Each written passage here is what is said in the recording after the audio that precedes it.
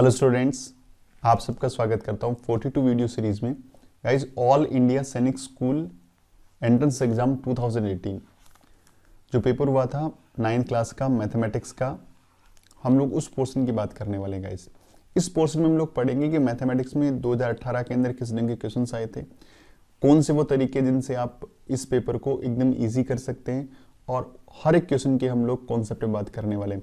Video को and तक देखना इसलिए ज़रूरी है कि आप इससे बेहतरीन कॉन्सेप्ट एंड शॉर्ट ट्रिक्स इसमें सीखेंगे कि पेपर को किस ढंग से बहुत ही कम टाइमिंग में करना है, क्योंकि किसी भी एग्जाम में सक्सेस होने के लिए ज़रूरी है टाइम मैनेजमेंट। क्वेश्चंस को आना और क्वेश्चन को टाइम पे करना दो डिफरेंट चीज़ें हैं, और क्वेश्चंस को इन टाइम करना उसके लिए चाहिए प्रैक्टिस। सो गाइस, बात करते हैं हम लोग फर्स्ट क्वेश्चन की। If a number this is divisible by 90 then what is the value of x plus y. Guys, एक नंबर दे रखा है 573xy और ये किससे डिविजिबल है? ये 90 से डिविजिबल है। जब भी इस तरह का क्वेश्चन आए तो जिस नंबर से डिविजिबल है उसके फैक्टर कर दीजिए। तो फैक्टर इज 9 मल्टीप्लाई विद 10, यानी ये नंबर 9 से भी डिविजिबल है और 10 से भी डिविजिबल है। कोई भी नंबर जो 10 से डिविजिबल होगा 100% उसके लास्ट में 0 होना जरूरी है। उसके लास्ट एंड पॉइंट पे उसका जो यूनिट डिजिट है वो 0 होना गाइस बहुत ज़रूरी है। तो 100% पता लग गया कि यहाँ y की जगह क्या आएगा बच्चा? 0 आएगा। y की जगह क्या आएगा? 0 आएगा। ओके, तो y का वैल्यू फिक्स हो गया मेरा कि y का वैल्यू कितना है? y का वैल्यू मेरा 0 है। मुझे पता लग गया कि y का वैल्यू कितना है? 0 है। बात करते हैं हम लोग x की। x के लिए क्या है कि ये जो रिमेनिंग नंबर है या तो 0 हो गया y की जगह, तो यानी मैं यहाँ पे लिख सकता हूँ 573x और ये 0। अब ये नंबर किससे डिविजिबल होना चाहिए? 9 से। और 9 से डिविजिबल होने के लिए सारे डिजिट्स को, जो डिविजिबिलिटी रूल है, सारे डिजिट्स को सम करिए और सम करके 9 से डिवाइड करिए। तो देखो डिजिट कौन से? 5 और 7 कितने होते हैं? 12। 12 प्लस 3 हो गया 15। अब 15 हो गया, 15 के अंदर 9 का पूरा डिवाइड नहीं जा रहा, तो x की जगह ऐसा क्या लिखे कि 9 से डिविजिबल हो जाए? तो 15 में क्या ऐड करना पड़ेगा बेटा? मुझे 3 ऐड करना पड़ेगा। 3 ऐड करते ये हो जाएगा 18, और 18 के अंदर 9 का डिवाइड जा रहा है। इट मीन्स यहाँ पे x का वैल्यू कितना आ गया? 3, और y का वैल्यू कितना है? 0। तो x प्लस वाई यानी 3 प्लस 0 कितना होगा गाइस? 3। तो इस क्वेश्चन का राइट आंसर हो गया 3। पेपर में इसका अप्रोच ही थी। अब प्रैक्टिस अच्छे से करते हो और इस कॉन्सेप्ट को ढंग से समझते हो बार बार वीडियो को देख के, तो आप वहाँ पे 20 सेकंड्स में इस क्वेश्चन को एकदम इजीली बना पाएंगे और टाइम को बचा पाएंगे और उस क्वेश्चन को टाइम दे पाएंगे जो थोड़ा सा हार्ड पड़ता हो। नेक्स्ट क्वेश्चन की बात करते हैं। Which of the following number is in a standard form? Standard form का मतलब हो गया कि जो कॉमन फैक्टर है, common factor of numerator and denominator, वो क्या होना चाहिए? 1 होना चाहिए। स्टैंडर्ड फॉर्म का मतलब हो गया। देखिए 24/52 स्टैंडर्ड फॉर्म में नहीं है, क्योंकि दोनों के अंदर ही 2 से डिविजिबल है, दोनों ही -12/26। अगेन 2 का डिवाइड जा रहा है, -6/13 इसका आंसर आ रहा है। ये इसका स्टैंडर्ड फॉर्म हो सकता है, तो ये इसका स्टैंडर्ड फॉर्म नहीं है गाइस। इन दोनों के अंदर 27 और 48 के अंदर 3 का डिवाइड जा रहा है, तो ये स्टैंडर्ड फॉर्म के अंदर नहीं है। इससे न्यूमरेटर एंड डिनोमिनेटर के अंदर 7 का डिवाइड जा रहा है, तो ये भी स्टैंडर्ड फॉर्म में नहीं है। बट -49/71 एक स्टैंडर्ड फॉर्मेट का रिप्रेजेंटेशन है। इसका रीज़न क्या है कि ये एक प्राइम नंबर है, और प्राइम नंबर के जो कॉमन फैक्टर है वो किसी दूसरे नंबर से मैच नहीं करते गाइस। तो इसका राइट आंसर हो गया B, -49/71। So guys, next question, what should be added this to get this? यानी -5/7 में क्या ऐड करें? तो x ऐड करें तो क्या मिल जाए मुझे? ये मुझे मिल जाए। इसको वहाँ भेज दो, तो x इक्वल्स टू -2/3 प्लस के अंदर 5/7। एलसीएम ले लीजिए गाइस, 21। 3 से डिवाइड करेंगे 7 टाइम्स, 7 2 जा हो गया 14, एंड प्लस 7 से डिवाइड करेंगे 3 टाइम, 3 5 जा कितना हो गया 15। आंसर कम्स प्लस का 1/21, क्योंकि माइनस का है ये 14 एंड प्लस का 15। आंसर आ गया माइनस का 1/21। तो age of A and B का जो एज दे रखा है वो किस रेशियो में दे रखा है? 5:7 में दे रखा है। 4 years from now the ratio becomes this. तो अभी रेशियो के अंदर एज दे रखा है, तो इसको 4x 5x और 7x ले लीजिए। आगे बोला 4 years फ्रॉम नाउ, 4 साल बाद, अब से 4 साल बाद, तो क्या होएगा यहाँ पे? ये भी 4 साल बड़े हो जाएंगे और ये भी 4 साल क्या हो जाएंगे, बड़े, और नया रेशो क्या हो जाएगा, 3:4। ठीक है गाइस। अब इन बच्चों इसको क्रॉस मल्टीप्लाई कर दीजिए, तो ये हो जाएगा 5x + 4, इसको 4 से मल्टीप्लाई, और इधर हो जाएगा 7x + 4, इसको किससे मल्टीप्लाई करना है, 3 से मल्टीप्लाई। ये हो गया 20x प्लस में 16, ये हो गया 21x प्लस में हो गया 12। तो इसको इधर भेजेंगे, इसको इधर भेजेंगे, तो ये हो जाएगा आपका 20, इधर 16 माइनस में 12 हो जाएगा, इधर 21x माइनस में 20x हो जाएगा। यहाँ बचेगा बच्चा 4 और यहाँ बचेगा x, तो x का वैल्यू कितना आ गया, 4। क्या पूछा है, then the percentage of b का परसेंटेज पता करना है, तो b का परसेंटेज कितना है, 7x, कितना है 7x, x का वैल्यू कितना आया 4, तो 7 4 जा कितना हो गया गाइस, 28, 7 4 जा कितना हो गया 28। एक तरीका तो ये था लॉन्ग टर्म। एक आपको शॉर्ट में इस क्वेश्चन को करना हो तो कैसे करेंगे, देखिए परसेंटेज क्या है, आप बोलेंगे 5:7, ये ए का एज है, ये किसका एज है, बी का एज है, तो बी का जो भी एज होगा वो 7 से डिविजिबल होगा परसेंट के अंदर। देखिए 7 से डिविजिबल ऑप्शन कौन कौन से, 20, तो 27 से डिविजिबल नहीं, मतलब ये ऑप्शन कभी भी नहीं होगा आपका। क्यों, क्योंकि बी का जो रेशियो कितना है 7 है, परसेंटेज आपको दे रखी है, 15 के अंदर 7 का डिवाइड नहीं जा रहा, ये कभी नहीं होगा। तो 2 ऑप्शन एलिमिनेट हो गए विद इन माइक्रो सेकेंड्स। तो आप आराम से ये तुक्का भी मारें तो इन दोनों में मारेंगे तो 100% आपका सही होने के चांसेज है, क्योंकि यहाँ से ये 2 आपने एलिमिनेट कर दिए डायरेक्ट, यदि आपको अच्छे से नॉलेज है इस बारे में। तो अब बात करते हैं इनकी। मैंने ऑप्शन पिक किया 28 से आंसर आ रहा है, नहीं आ रहा। देखिए 28, 7 का मतलब 28, इसका मतलब 1 यूनिट किसके इक्वल है, 4 के, क्योंकि 28 में आप 7 से डिवाइड करें 4 के, एंड 4 5 जा कितना होता है 20। तो गाइस ये हो गया, ए की एज 20 एंड बी की एज 28। कब, नाउ 4 ईयर बाद, ये 4 ईयर 24 का हो रहा है, ये 4 ईयर 32 का हो रहा है। अब इनको कैंसिल करो, 8 से कैंसिल हो रहा है और हो रहा है 3:4। क्या ये रेशियो सेम हो रहा है, यस, ये रेशियो मुझे मिल रहा है 3:4, जैसा इसने बोला वैसा। यानी यहाँ से मैंने सपोज किया, ऑप्शन को पिक किया, 4 ईयर बढ़ाया, रेशियो मुझे 3:4 मिल गया, तो 28 मुझे राइट आंसर। तो उसको चेक करने की रिक्वायरमेंट नहीं, तो ऑप्शन उठा के भी कर सकते हैं without any this long division. But ये कब काम करेगा, जब आपकी प्रैक्टिस अच्छी होगी, जब आपको ये डिवीजन वाला मेथड जो लॉन्ग डिवीजन है प्रॉपर ढंग से आएगा। Next one, 2 consecutive even numbers such that, 2 consecutive even number, देखिए पहला x, अगला नंबर हो गया x + 2 such that half the larger number. तो लार्जर नंबर मेरे पास कौन सा है, x + 2 है, इसका हाफ करो, यह हाफ कर दिया हमने, exceeds 1/4 of the smaller number by 5। ये नंबर 5 बड़ा है किससे, जो स्मॉलर नंबर है, स्मॉलर नंबर मेरा कितना है x, इसका 1/4 करो तो इसको 4 से डिवाइड कर दो, यानी अब भी क्या है 1/4 ऑफ एक्सीड्स, यानी ये नंबर बड़ा है गाइस। तो एक काम करते हैं, इसमें से 5 माइनस कर देते हैं, इज इक्वल्स टू x/4, यानी ये बड़े वाले नंबर से मैंने 5 माइनस कर, देखो एक्सीड कर रहा था, माइनस करते दोनों इक्वल होंगे गाइस। अब 5 को यहाँ भेज दे, इसको यहाँ भेज दें अपन लोग, x+2/2 माइनस के अंदर x/4 is equals to 5। LCM ले लेंगे, एलसीएम आ जाएगा कितना 4, ये हो जाएगा x+2 और ये जाएगा माइनस में 2, ये हो जाएगा माइनस में x गाइस, माइनस में x, ये 2x+4 आएगा ना, क्योंकि 2 से डिवाइड हो जाएगा, प्लस में 5 आ गया, इसको इधर भेज दीजिए, इधर आ जाएगा 20 आपका, मैं ऊपर कर रहा हूँ यहाँ पे स्पेस कम है 20, और 2x में से x गया, यहाँ बचेगा x, यहाँ x एंड x+4 बचा, इधर यहाँ भेज दें, x का वैल्यू कितना आ गया 16, यानी आपका छोटे वाला नंबर आ गया 16 और बड़े वाला नंबर कितना आ गया 16 + 2 कितना आ गया बच्चा 18। आपको बताना है लार्जर नंबर, तो लार्जर नंबर आपका 18 होगा, right answer is 18।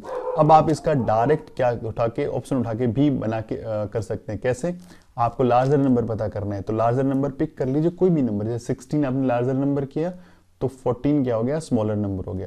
Larger number का हाफ करिए तो आता है इसमें, लार्जर नंबर का हाफ करेंगे आ रहा है 8, और स्मॉलर नंबर का 1/4, जैसे इसका 1/4 करेंगे ऑप्शन पॉइंट्स में आ जाएगा, तो 16 यहाँ से कैंसिल कर दो। अब लार्जर नंबर मैंने लिया 32 सपोज, तो लार्जर नंबर 32 है मेरा, यहाँ स्पेस कम है, 32 है, तो स्मॉलर नंबर क्या होगा 30 हो जाएगा। इसका हाफ करिए, हाफ आ रहा है 16, और इसका 1/4 करेंगे, ये भी ऑप्शन पॉइंट्स में आ रहा है, तो ये भी कैंसिल हो गया। अगला नंबर 34 लीजिए, 34 लीजिए, 34 यहाँ पे 32 हो जाएगा, लार्जर नंबर का हाफ करना है 17 आ जाएगा, इसका 1/4 करना है 8 आ जाएगा, ठीक है, 1/4 कितना 8, इन दोनों का डिफरेंस कितना होना चाहिए 5 होना चाहिए, क्या इन दोनों का डिफरेंस 5 है, नहीं है गाइस। अब लास्ट वन लेते 18, तो ये लार्जर नंबर मेरे पास यहाँ कर रहा हूँ मैं, ये 18 है, तो स्मॉलर नंबर क्या होगा 16। इसका हाफ करेंगे, हाफ करते 9 आएगा, और इसका 1/4 करेंगे तो 4 आएगा, और दोनों का डिफरेंस कितना रहा 5। तो ऑप्शन उठा के कर सकते हैं, तो आंसर कितना आएगा, मतलब डिफरेंस 5 आएगा, और आंसर कौन सा हो जाएगा 18 वाला।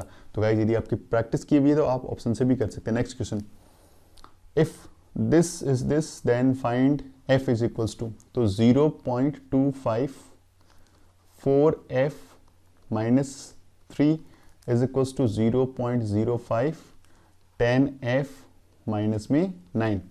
यहाँ पॉइंट हटाएंगे, अपॉन में कितना आएगा 100, यहाँ पॉइंट हटाएंगे, अपॉन में कितना आएगा 100। ध्यान रखना बीच में इक्वल्स टू हो तो लेफ्ट हैंड साइड में न्यूमरेटर से न्यूमरेटर कटेगा लेफ्ट हैंड राइट में, यहाँ और यहाँ इक्वल्स टू इस तरफ इस तरफ, तो न्यूमरेटर से न्यूमरेटर कैंसिल कर सकते हो और डिनोमिनेटर को डिनोमिनेटर कैंसिल कर सकते हो, अल्टीमेटली ये दोनों कैंसिल हो गए। यहाँ है 5 और यहाँ है 25, 5 से कैंसिल कर दो 5 टाइम, अब 5 को अंदर मल्टीप्लाई कर दो, ये हो जाएगा 20f माइनस में 15, और इधर हो जाएगा 10f माइनस में 9। गाइस f को इधर ले आओ, इधर को यहाँ भेज दो, तो 20f माइनस में 10f इज इक्वल्स टू, ये हो जाएगा माइनस का 9 और प्लस का 15। गाइस यहाँ बचेगा प्लस का 6 और यहाँ बचेगा 10f, तो f का वैल्यू कितना आ जाएगा 0.6। कितना गाइस 0.6, तो 1 ए इसका राइट आंसर है। अगला question, A number consist of 2 digit, एक नंबर के पास 2 डिजिट है, the digits in the tens place exceed the digit by unit place by 4। देखिए बेटा कोई भी नंबर है, जैसे मान लीजिए मैंने 42 लिखा, तो आप इसमें क्या बोलेंगे, ये इसका है यूनिट प्लेस, इसे बोलेंगे यूनिट प्लेस, या इसे बोलेंगे वंस प्लेस, इसके 2 नाम है ध्यान रखना। अगला क्या होएगा, वंस के बाद क्या था, कैसे पढ़ते हैं वंस टेंस हंड्रेड्स, तो ये कौन से टेंस प्लेस। इसने क्या बोला 2 डिजिट का नंबर है, the digit of tens place exceed the digit of unit place is 4। तो मैं सपोज कर लेता हूं कि जो यूनिट प्लेस पे यूनिट प्लेस जो डिजिट हैं दैट इज x, तो टेंस प्लेस पे क्या होगा 4 एक्सीड कर रहा है, x प्लस 4 होगा। If the sum of digit is 1/7 of the number, find the number. Guys number हो गया, अभी यहाँ पे नंबर सपोज करना है, तो नंबर सपोज करना है, तो वंस प्लेस पे मेरे क्या है x है, तो इसको 1 से मल्टीप्लाई, और टेंस प्लेस पे क्या है 4 x प्लस 4 है, या 4 प्लस x है, तो इसको किससे मल्टीप्लाई 10 से मल्टीप्लाई, तो अल्टीमेटली ये कितना हो जाएगा 40 प्लस में 10x and plus x, ultimately number बन गया 40 प्लस 11x, 40 प्लस 11x, ये मेरा डिजिट बन गया। क्वेश्चन में क्या बोला गया है कि सम ऑफ डिजिट्स, तो पहला डिजिट मेरा कौन सा है बच्चा, पहला डिजिट मेरा x है, अगला डिजिट क्या है x प्लस 4 है, इन दोनों का सम ये क्या है 1/7 ऑफ द नंबर। तो जो भी डिजिट्स हैं, जो भी नंबर है, तो नंबर कितना है मेरा 40 प्लस 11x, और इसका भी कितना 1/7।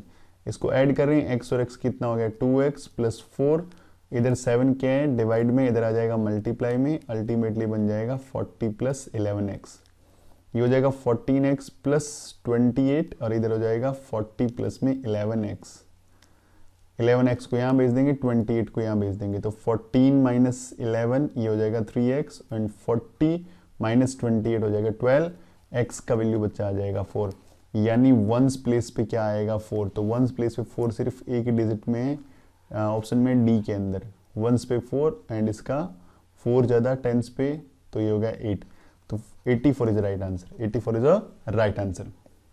और ऑप्शन उठा के भी कर सकते हैं, इसको ऑप्शन उठा के भी बहुत आसानी से कर सकते हैं। क्या बोला, the digits of 10 plus exceed by 4, तो 4 से एक्सीड कर रहा है, देखो इसमें एक्सीड कितने से कर रहा है 5 से कर रहा है, ये नहीं होगा, ये 4 से एक्सीड कर रहा है, ये पॉसिबल है, 72 5 से एक्सीड कर रहा है, नहीं होगा, 2 ऑप्शन कट के गाइस ध्यान रखना। आप क्या बोला 1/7 ऑफ द नंबर, जब इसका 48 का 1/7 निकालोगे तो आंसर पॉइंट्स में आ जाएगा, तो 48 तो वैसे कट जाएगा, 84 इसका राइट आंसर रह जाएगा, there is no need of any calculation. Okay, how many sides does a regular polygon have where whose interior angle of 8 times its exterior angle. देखिए कोई भी पॉलीगन होगा उसका एक होगा इंटीरियर एंगल और एक होगा एक्सटीरियर एंगल। लाइक पॉलीगन कैसा भी हो सकता है, इस तरह का पॉलीगन की बात कर रहा हूं मैं, तो ये जो एंगल होता है वो इंटीरियर होता है, इस लाइन को आगे बढ़ा देंगे एंगल क्या होगा एक्सटीरियर एंगल होता है, ये इंटीरियर एंगल होगा गाइस, और ये हो गया एक्सटीरियर एंगल, ये क्या हो गया एक्सटीरियर एंगल, ध्यान रखना, ठीक है। लेकिन दोनों का सम हमेशा कितना होता है, 180 होता है। कितना होता है, 180 होता है। मैं इसको इंटीरियर मान लूँ, इसको एक्सटीरियर मान लूँ सपोज, तो क्या बोल रहे हैं, how many whose interior angle is 8 times. तो ये बोला किसका interior angle, exterior angle x है, तो इसका 8 टाइम कितना हो गया, 8x। और दोनों का सम मैंने कितना बताया था, 180। x plus 8x is equals to 180, ultimately 9x equals to 180। तो x का वैल्यू कितना आ गया मेरा बच्चा, 20 आ गया। यानी उसका एक्सटीरियर एंगल कितने डिग्री का आ गया, 20 डिग्री का आ गया। नंबर ऑफ साइड्स पता करनी है मुझे। तो गाइस बहुत ही आसान है, मुझे ये पता होना चाहिए sum of all exterior angle that is 360, किसी पॉलीगॉन का होगा। अब मुझे नंबर ऑफ साइड पता करनी हो, तो number of sides is equals to 360 divide by each exterior angle. इसको 0 से 0 कैंसिल किया, आंसर आ गया 18, क्योंकि 18 टाइम जाता है, 2 से डिवाइड किया 18 टाइम आ गया। तो एक्सटीरियर एंगल से निकालने का सबसे आसान तरीका है, इंटीरियर एंगल से भी निकाला जा सकता है, लेकिन एक्सटीरियर एंगल से निकालना सबसे आसान होता है। तो आंसर कम्स 18। साइड कितनी होगी उस पॉलीगन की, 18 होगी guys. Next, ABCD is a rectangle. ABCD is a rectangle, ये बना दिया मैंने। इसने बोला एंगल BAC इज 48, ये आई थिंक 480 नहीं होगा, डिग्री होगा, आई थिंक ऐसा कुछ होगा, ये डिग्री होगा, ये मिस प्रिंट है यहाँ पे, रेक्टेंगल दे रखा है 48 डिग्री। ओके, तो ABC और D। अब इसने बोला ABC BAC this angle BAC, यानी ये एंगल दे रखा है 42 डिग्री का। और आपसे पूछा कौन सा है, DBC, D, B और C। आपसे ये वाला एंगल इसने पूछा है, ये वाला एंगल इसने आपसे पूछा है। बहुत ही इजी, बहुत ही अच्छा क्वेश्चन है ये। यदि आप इसको ध्यान से देखते हैं तो बहुत ही आसानी से इस क्वेश्चन को आप बना सकते हैं गाइस। सो गाइस यहाँ 48 है, थोड़ा सा मिसप्रिंट है, ये ध्यान रखें। यहाँ पे 48 ये डिग्री है, सब जगह ये डिग्री है, मिसप्रिंट हो रखे हैं इसमें।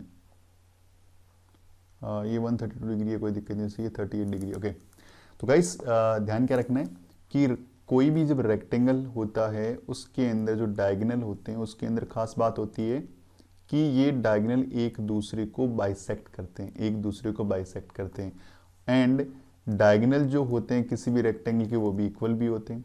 तो अल्टीमेटली यदि जितनी लेंथ AC की उतनी लेंथ किसी की BD की होगी। यदि AC का ये पॉइंट सपोज O बाइसेक्टर है तो BD के लिए बाइसेक्टर है। अल्टीमेटली इसमें ये वाला पोर्शन यानी AO is equals to OB is equals to OC is equals to OD, सारी साइड्स क्या होती है इसमें इक्वल होती है। ये और ये सारी इक्वल होगी। तो इसी ढंग से आप यदि इस ट्राइंगल को यहाँ देखते हैं, इस ट्राइंगल इस डायग्राम में इसको नाम O दे दूँ, मैं इस ट्राइंगल की बात कर रहा हूँ OAB। इसमें ये एंगल यदि 48 डिग्री का है बच्चा, तो ये एंगल भी कितना होगा, 48 डिग्री है, क्योंकि ये एक आइसोसेलेस ट्राइंगल बन गया, समद्विबाहु त्रिभुज बन गया। ये एंगल 48, तो ये एंगल भी कितना 48।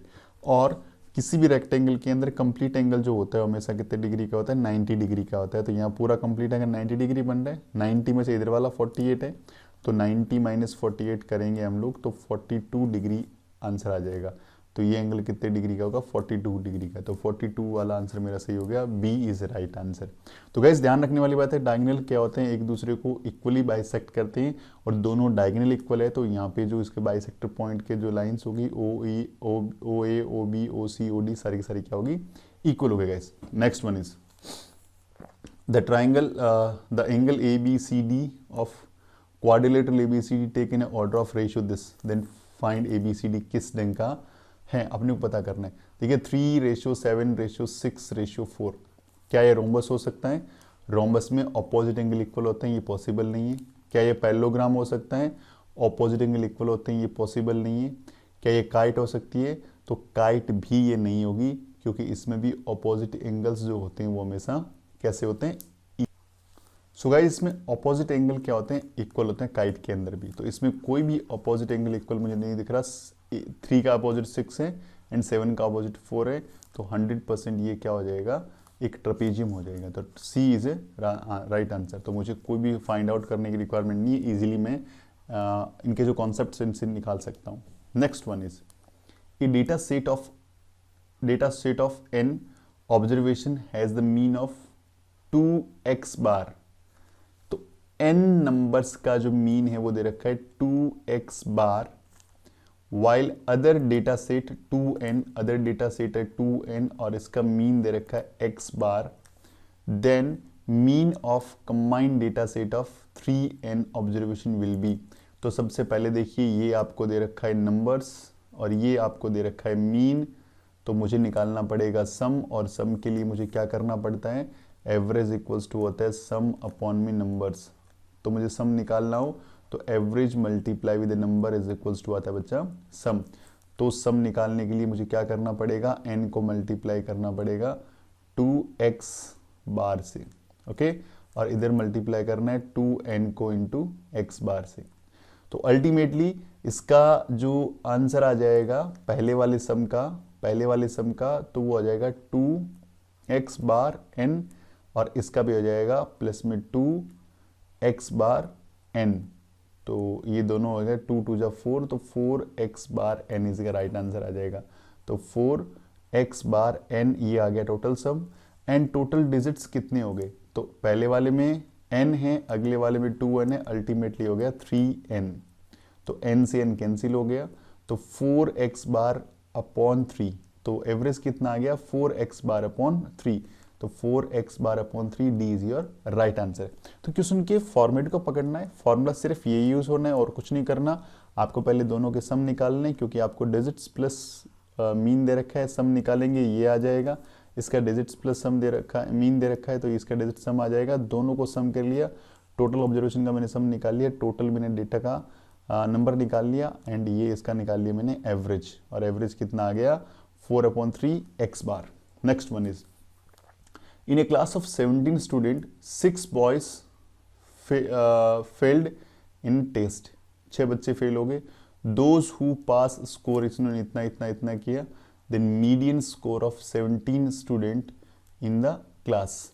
देखिए 17 बच्चे, 6 boys failed in a test, 6 बच्चे क्या हो गए, फेल हो गए, और मुझे निकालना है इस डेटा का मीडियन। मीडियन का मतलब होता है मिडल वाला, मीडियन का मतलब होता है मिडल वाला। ये 3 लोग बैठे हुए हैं तो this one is in a middle, ठीक है।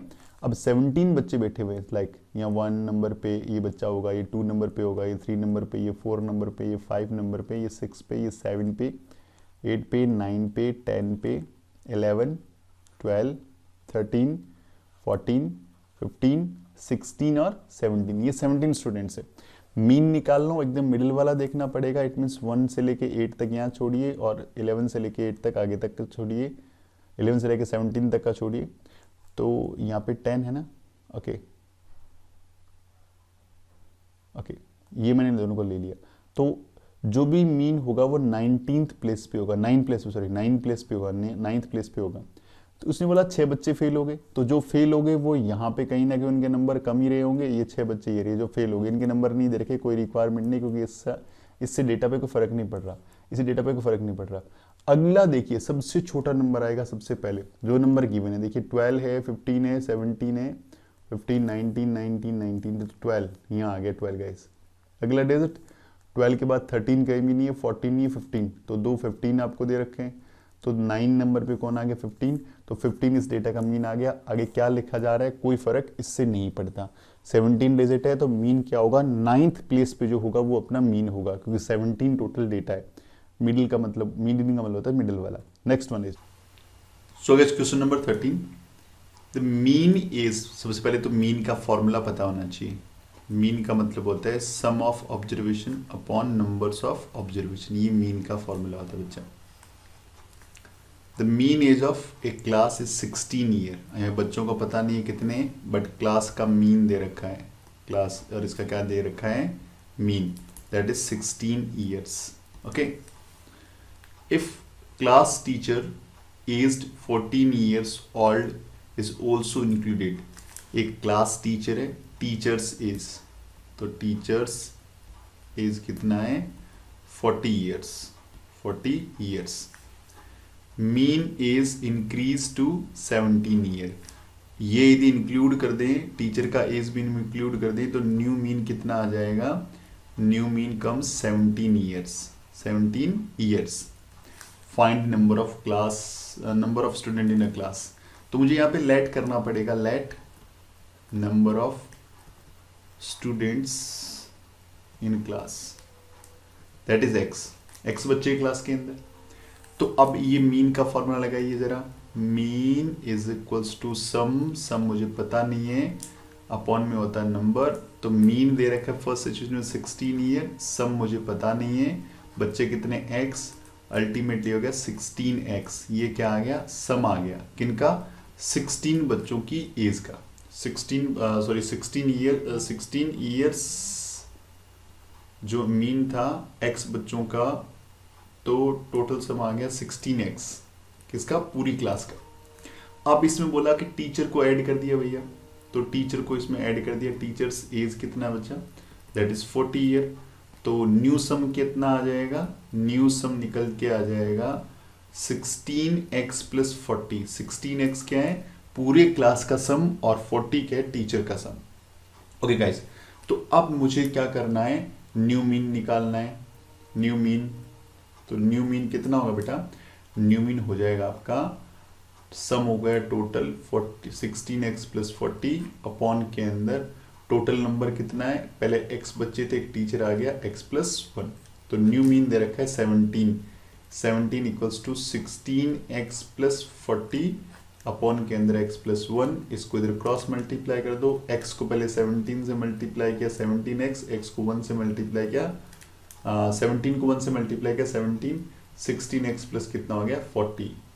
16x को यहाँ लाएंगे तो 17x माइनस 16x बचेगा, और 17 को वहाँ भेज दो तो 14 माइनस जो 17 होगा, 40 माइनस 17 कितना आ गया बच्चा, 23। तो x का वैल्यू कितना आ गया 23, एंड नंबर ऑफ स्टूडेंट कितने हैं 23 इज माई राइट आंसर। तो ये तरीका था एक स्टैंडर्ड जो ट्रेडिशनल मेथड है। मैं डायरेक्ट मेथड बताता हूँ आप लोगों को, देखिए बहुत ध्यान से। ओके, अब इस क्वेश्चन को करने का डायरेक्ट मेथड बता रहा हूँ आपको कि कैसे इस क्वेश्चन को डायरेक्टली एग्जाम हॉल में आप जल्दी से कैसे कर सकते हैं, एकदम इजीली कैसे क्वेश्चन को बना सकते हैं गाइस। बेटा देखिए, ये बोल रहा है क्लास में कुछ बच्चे, उनका मीन दे रखा है 16 ईयर, एक टीचर आने से जो 40 ईयर का है, नया मीन हो गया 17। तो जब कभी भी इस तरह की सिचुएशन हो, यहाँ पे नंबर ऑफ स्टूडेंट पता करना हो, देखो 40 ईयर का टीचर था, यदि क्लास में हर बच्चा 40 ईयर का होता तो न्यू मीन में और ओल्ड मीन में कोई फर्क नहीं पड़ता, क्योंकि न्यू मीन ओल्ड मीन उतना ही रह जाता।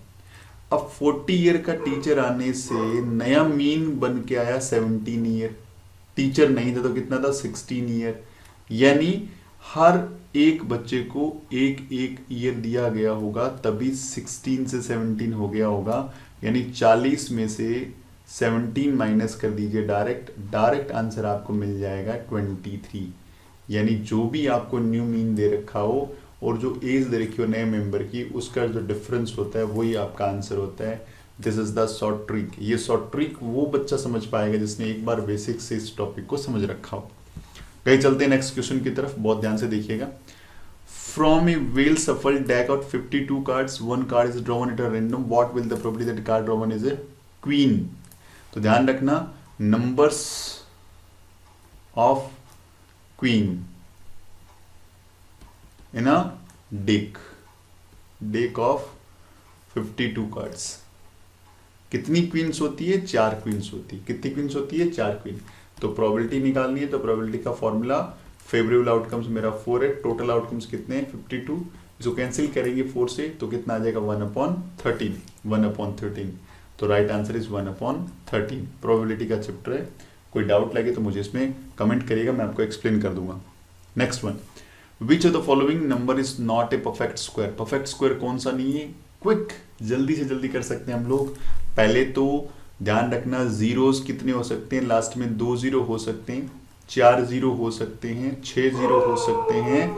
कभी भी जो जीरो का नंबर है वो इवन तो हो सकता है, लेकिन जीरो का नंबर ऑड नहीं हो सकता, यानी 1 जीरो वाला कभी भी कोई परफेक्ट स्क्वायर नहीं होगा। 3 जीरो वाला, 5 जीरो वाला नंबर, देखिए यहाँ पे पहले तो 3 जीरो है, इसको कैंसिल कर दो ताकि 1 कम हो जाएगा।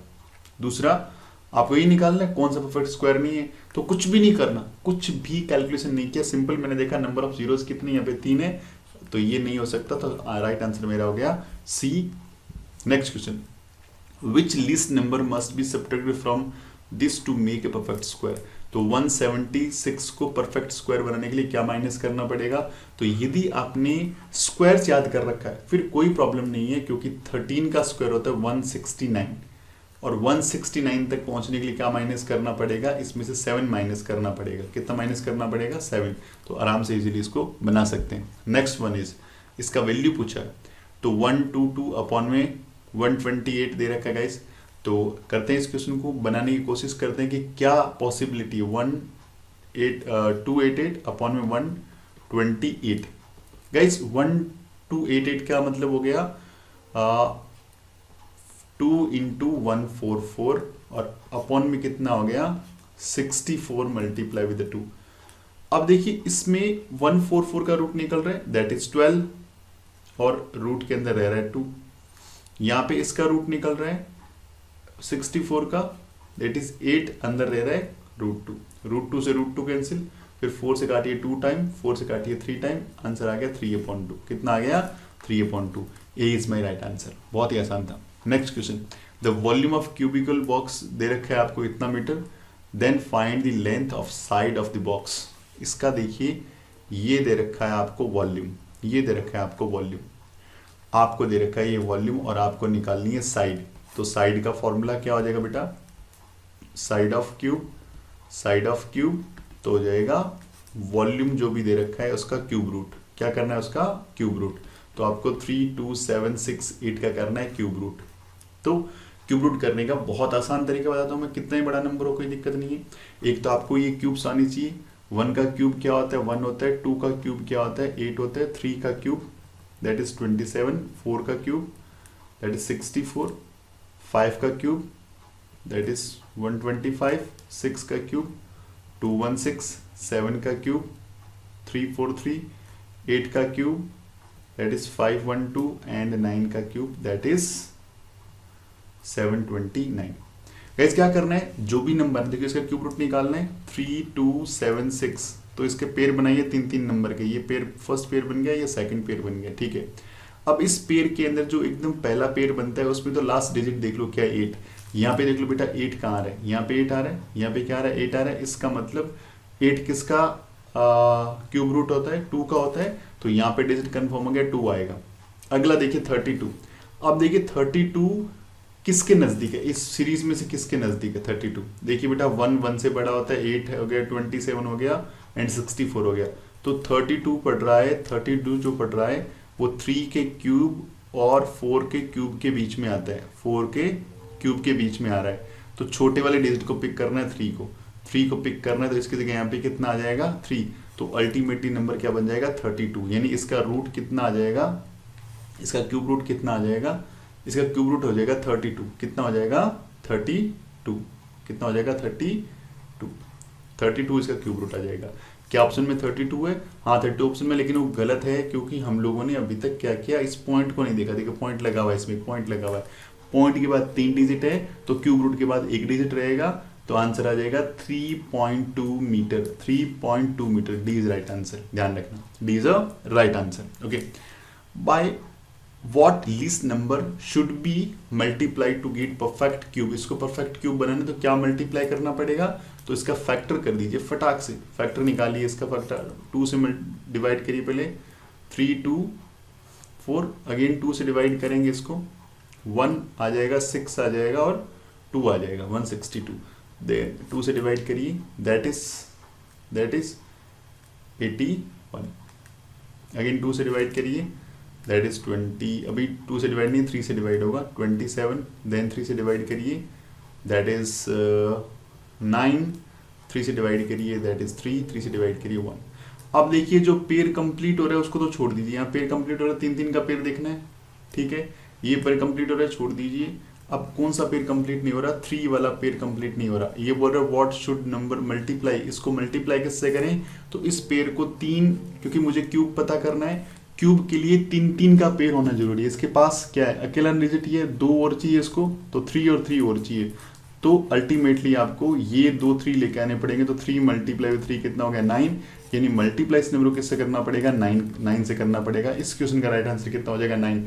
और यदि बोलता है डिवाइड, यदि इस मल्टीप्लाई के लिए क्या लिखा होता है, डिवाइड लिखा होता, तो डिवाइड के लिए सिर्फ एक 3 आया था एक्स्ट्रा, देखिए एक 3 एक्स्ट्रा था, इसी को यहाँ से एलिमिनेट करना है, तो अल्टीमेटली मुझे 648 को 3 से डिवाइड करना होता, जिससे ये 3 एलिमिनेट हो जाता और जो नंबर बचता वो मेरा क्या होता है, एक परफेक्ट क्यूब होता, परफेक्ट क्यूब होता। सो गाइस बढ़ते हैं नेक्स्ट क्वेश्चन की तरफ। Given that this is equals to this, then what the value of cube root, इस क्यूब रूट की वैल्यू क्या होगी, इसकी वैल्यू निकालनी है, क्यूब रूट की वैल्यू।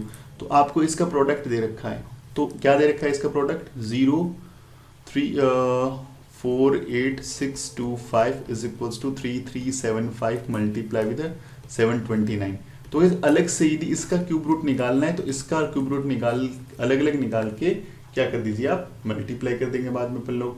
तो ये किसका क्यूब रूट होता है, ये होता है 9, इसका क्या होता है बच्चा, 9 होता है, क्या होता है 9। अब ये निकालना है तो यहाँ पे भी आपको देखो अप्रोक्सीमेट देखना है, 10 का आपको क्यूब आता है, 10 का क्यूब कितना होता है 1000, और 20 का क्यूब कितना होता है, 20 का क्यूब कितना होता है 8000, ये कितना है 3000 के आसपास, तो बहुत ही पास में है ये हमारे पास। तो देखिए लास्ट में 5 है तो 15 के अंदर 5 होता है, तो इसका आंसर हो जाएगा 15, क्या हो जाएगा 15, एंड 15 9 जा कितना हो जाएगा 135, कितना हो जाएगा 130। सो गाइस इसका राइट आंसर हो गया 135। बढ़ते हैं नेक्स्ट क्वेश्चन की तरफ। I borrowed ₹12,000 from Jamshed at a rate of 6% per annum simple interest for 2 years. Had I borrowed this sum at a 6% per annum compound interest, what extra amount would I have to pay? कितना extra amount मुझे पे करना पड़ेगा 2 years के अंदर। देखो बच्चों, जब भी सिंपल इंटरेस्ट की बात हो तो रेट ऑफ इंटरेस्ट हर बार यदि फर्स्ट ईयर 6% है तो नेक्स्ट ईयर भी क्या रहेगी 6%, लेकिन यदि कंपाउंड इंटरेस्ट हो तो फॉर्मूला लगता है a plus b plus a b upon 100, ये ध्यान रखिएगा गाइस। तो a की जगह 6 है, b की जगह 6 है, प्लस में 6 इंटू 6 अपॉन में कितना हो गया 100, तो अल्टीमेट हो गया 12, ये हो गया 36 प्लस 36 अपॉन में 100, अल्टीमेट हो गया 12.36%। अब बात करूं कि सिंपल इंटरेस्ट कितना मिलता, तो 6 प्लस 6 कितना मिलता 12%, यानी मुझे सिंपल इंटरेस्ट की बात करूं तो टोटल अमाउंट का 12% मिलेगा, और कंपाउंड इंटरेस्ट की बात करूं तो 12.36% मुझे मिलेगा। कितना ज्यादा मिलेगा, तो दोनों का डिफरेंस कितना है, तो सी आई माइनस में एस आई का डिफरेंस, तो 12 माइनस 36 माइनस के अंदर कितना हो जाएगा 12%, तो अल्टीमेटली 0.36%, इतना डिफरेंस आएगा दोनों का। किसका, ये 0 टोटल अमाउंट का, तो टोटल अमाउंट मेरा कितना है 12,000, और इसका मुझे क्या निकालना है 0.36% निकालना है। परसेंटेज हटेगा, अपॉन में 100 आएगा, फिर एक पॉइंट हटाओ, ये पॉइंट हटाना पड़ेगा, तो 2 0 फिर आ जाएंगे, 2 0 से 2 0, अगेन 1 0 से 1 0। अब 12 को मल्टीप्लाई कर लो 36 से, तो 36 को मल्टीप्लाई कर 12 से, तो 12 × 72, हाथ पाई 7, 12 3 36, 36 और 7 कितना हो गया गाइस, 36 एंड 7 हो गया आपका 43, कितना हो गया 43। अब 10 से डिवाइड करना है तो ये होगा 43.2 रुपीज, 43.2 रुपीज। तो गाइस 43.20 पैसा बोल सकते हो, 43.2 भी इसको बोल सकते हो, बहुत ही आसान था तरीका ये। Okay, next question. During a sale, a shop offer discount of 10% on the market price of the all items. What would be a customer have to pay for pair of jeans marked, एक jeans पे इतना लिखा हुआ है और 2 shirts mark 850 rupees each. तो एक इसने जींस खरीदा, 2 शर्ट्स खरीदे 850 के और 850 के, सबका सम कर लीजिए 5 0 एंड 5 1 आ जाएगा, ये 5 हो गया, ये हो गया 16 प्लस 5 21, कैरी विद 2 प्लस 1 3। तो टोटल कितना है, टोटल कॉस्ट लिखा हुआ है इसके इतना। तो एक कस्टमर हैव टू पे, कितना पे करना पड़ेगा, तो इसमें 10% ऑफ है तो टोटल देना पड़ता था 100% देना पड़ता, 10% ऑफ है तो अल्टीमेटली कितना देना पड़ रहा है उसको, ओनली 90% पैसा देना पड़ रहा है। तो कितना पे करना पड़ रहा है, तो 90%, किसका 3150 का 90% हम लोग निकाल लेंगे, अपॉन में 100, 10 से 10, 10 से 10, 9 से मल्टीप्लाई करिए, 9 5 जा कितना होता है 45, कैरी विद 4, 9 1 जा 9, 9 प्लस 4 हो गया 13, कैरी विद 1, 9 से 20, 7 प्लस 1 28, तो 2835 रुपीज इसको पे करना पड़ेगा गाइस, क्योंकि मुझे टोटल पे कितना परसेंट छूट मिल रहा है, 10% छूट मिल रहा है, 10% कम कर देंगे तो 100 माइनस 10 कितना होगा 90%, तो जो भी अमाउंट है उसका 90% निकाल लेंगे और इसको कैलकुलेट कर लेंगे guys. Next one is if the cost of price of 10 greeting cards is equals to the selling price of 8 greeting cards. तो ये बहुत ही अच्छा क्वेश्चन है। 10 ग्रीटिंग कार्ड्स का जो सेलिंग प्राइस जो कॉस्ट प्राइस है is equals to 8 greeting cards के सेलिंग प्राइस के। इस तरह का जब भी क्वेश्चन आए कि कॉस्ट प्राइस और जो सेलिंग प्राइस है वो किसी न किसी क्वांटिटी के नंबर के बेस पे डिपेंड करता है और दोनों इक्वल दे रखे हो, तो कुछ नहीं करना, इस 8 को मान लीजिए सीपी मान लीजिए और इस 10 को मान लीजिए एसपी। अल्टीमेटली सीपी कितना है इस क्वेश्चन का 8 है और एसपी कितना है इस क्वेश्चन का 10 है। कितना है 10 है। तो यहाँ पे एसपी बढ़ा है, नो डाउट क्या होगा गेन होगा कुछ ना कुछ, और गेन कितना होगा 10 माइनस 8 2 का गेन होगा। कितना होगा 2 का गेन। तो लॉस को हटा दीजिए, यहाँ से लॉस तो होगा ही नहीं। 2 का गेन किस पे होगा वो 8 पे होगा। तो परसेंटेज कैसे निकलेगा 2/8, जितना गेन हुआ ऊपर और नीचे सीपी मल्टीप्लाई विद 100, ये आएगा 1/4, 4 से डिवाइड कीजिए 25%। तो कितना गेन कर रहा है ये 25% गाइस गेन कर रहा है। Next question, A can do a piece of work in 20 days, B can do it 12 days. Okay, तो A करता है 20 डेज में, B कंप्लीट करता है 12 डेज में, ऐसे लिख दीजिए। B work 9 days, then A can finish remaining work in. A ने 9 दिन तक काम कर दिया।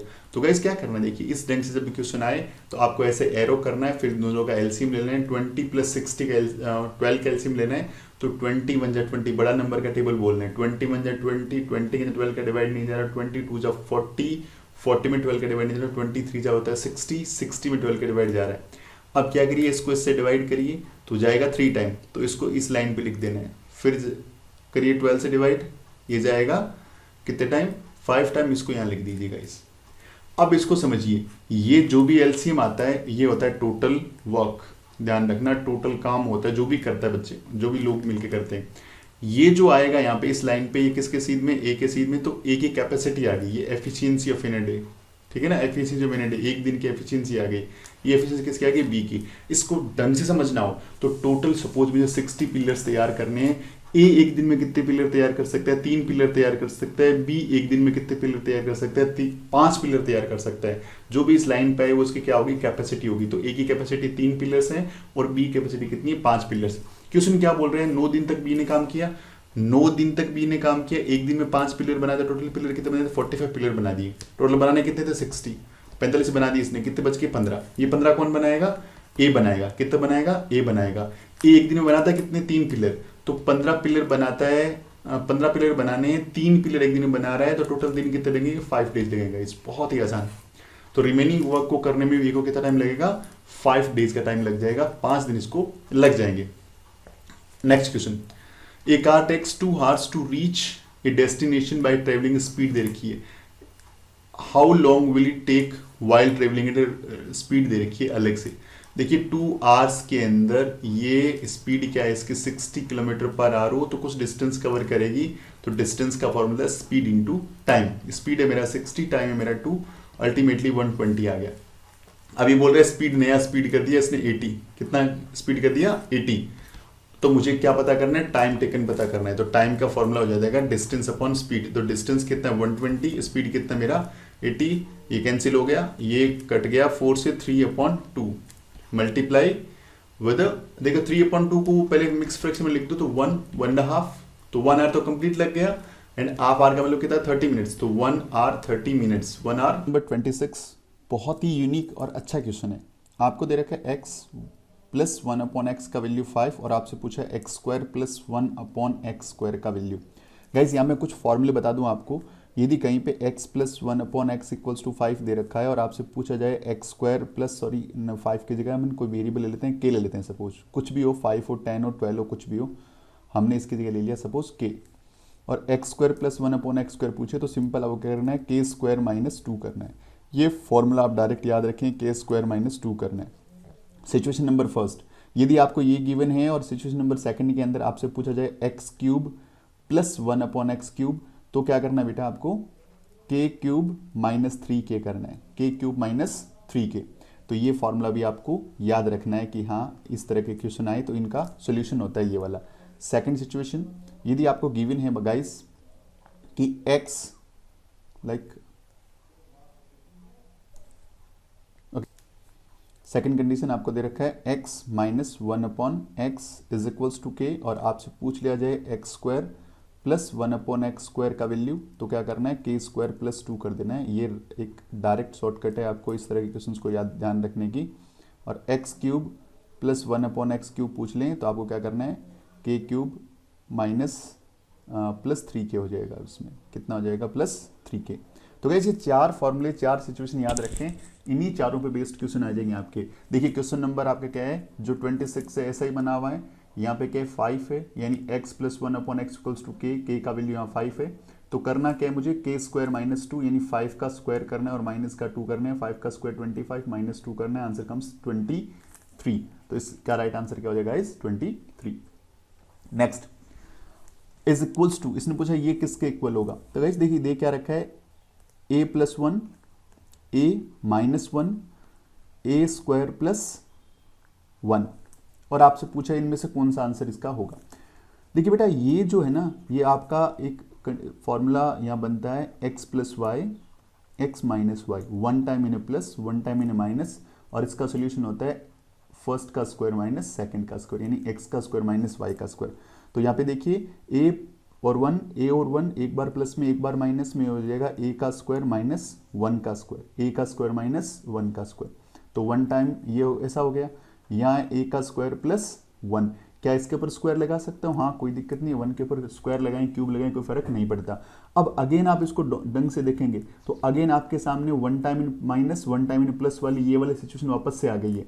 देखिए ए स्क्वायर, यहाँ भी ए स्क्वायर है, यहाँ 1 है, यहाँ भी 1 है, एक बार प्लस में और एक बार माइनस में है, तो अल्टीमेटली क्या हो जाएगा, इसका सोल्यूशन भी हो जाएगा ए स्क्वायर का स्क्वायर माइनस 1 के स्क्वायर का स्क्वायर। सिंपल सा ये फॉर्मेट आपका लग जाएगा, यहाँ पे सिंपल सा ये वाला फॉर्मेट आपका लग जाएगा।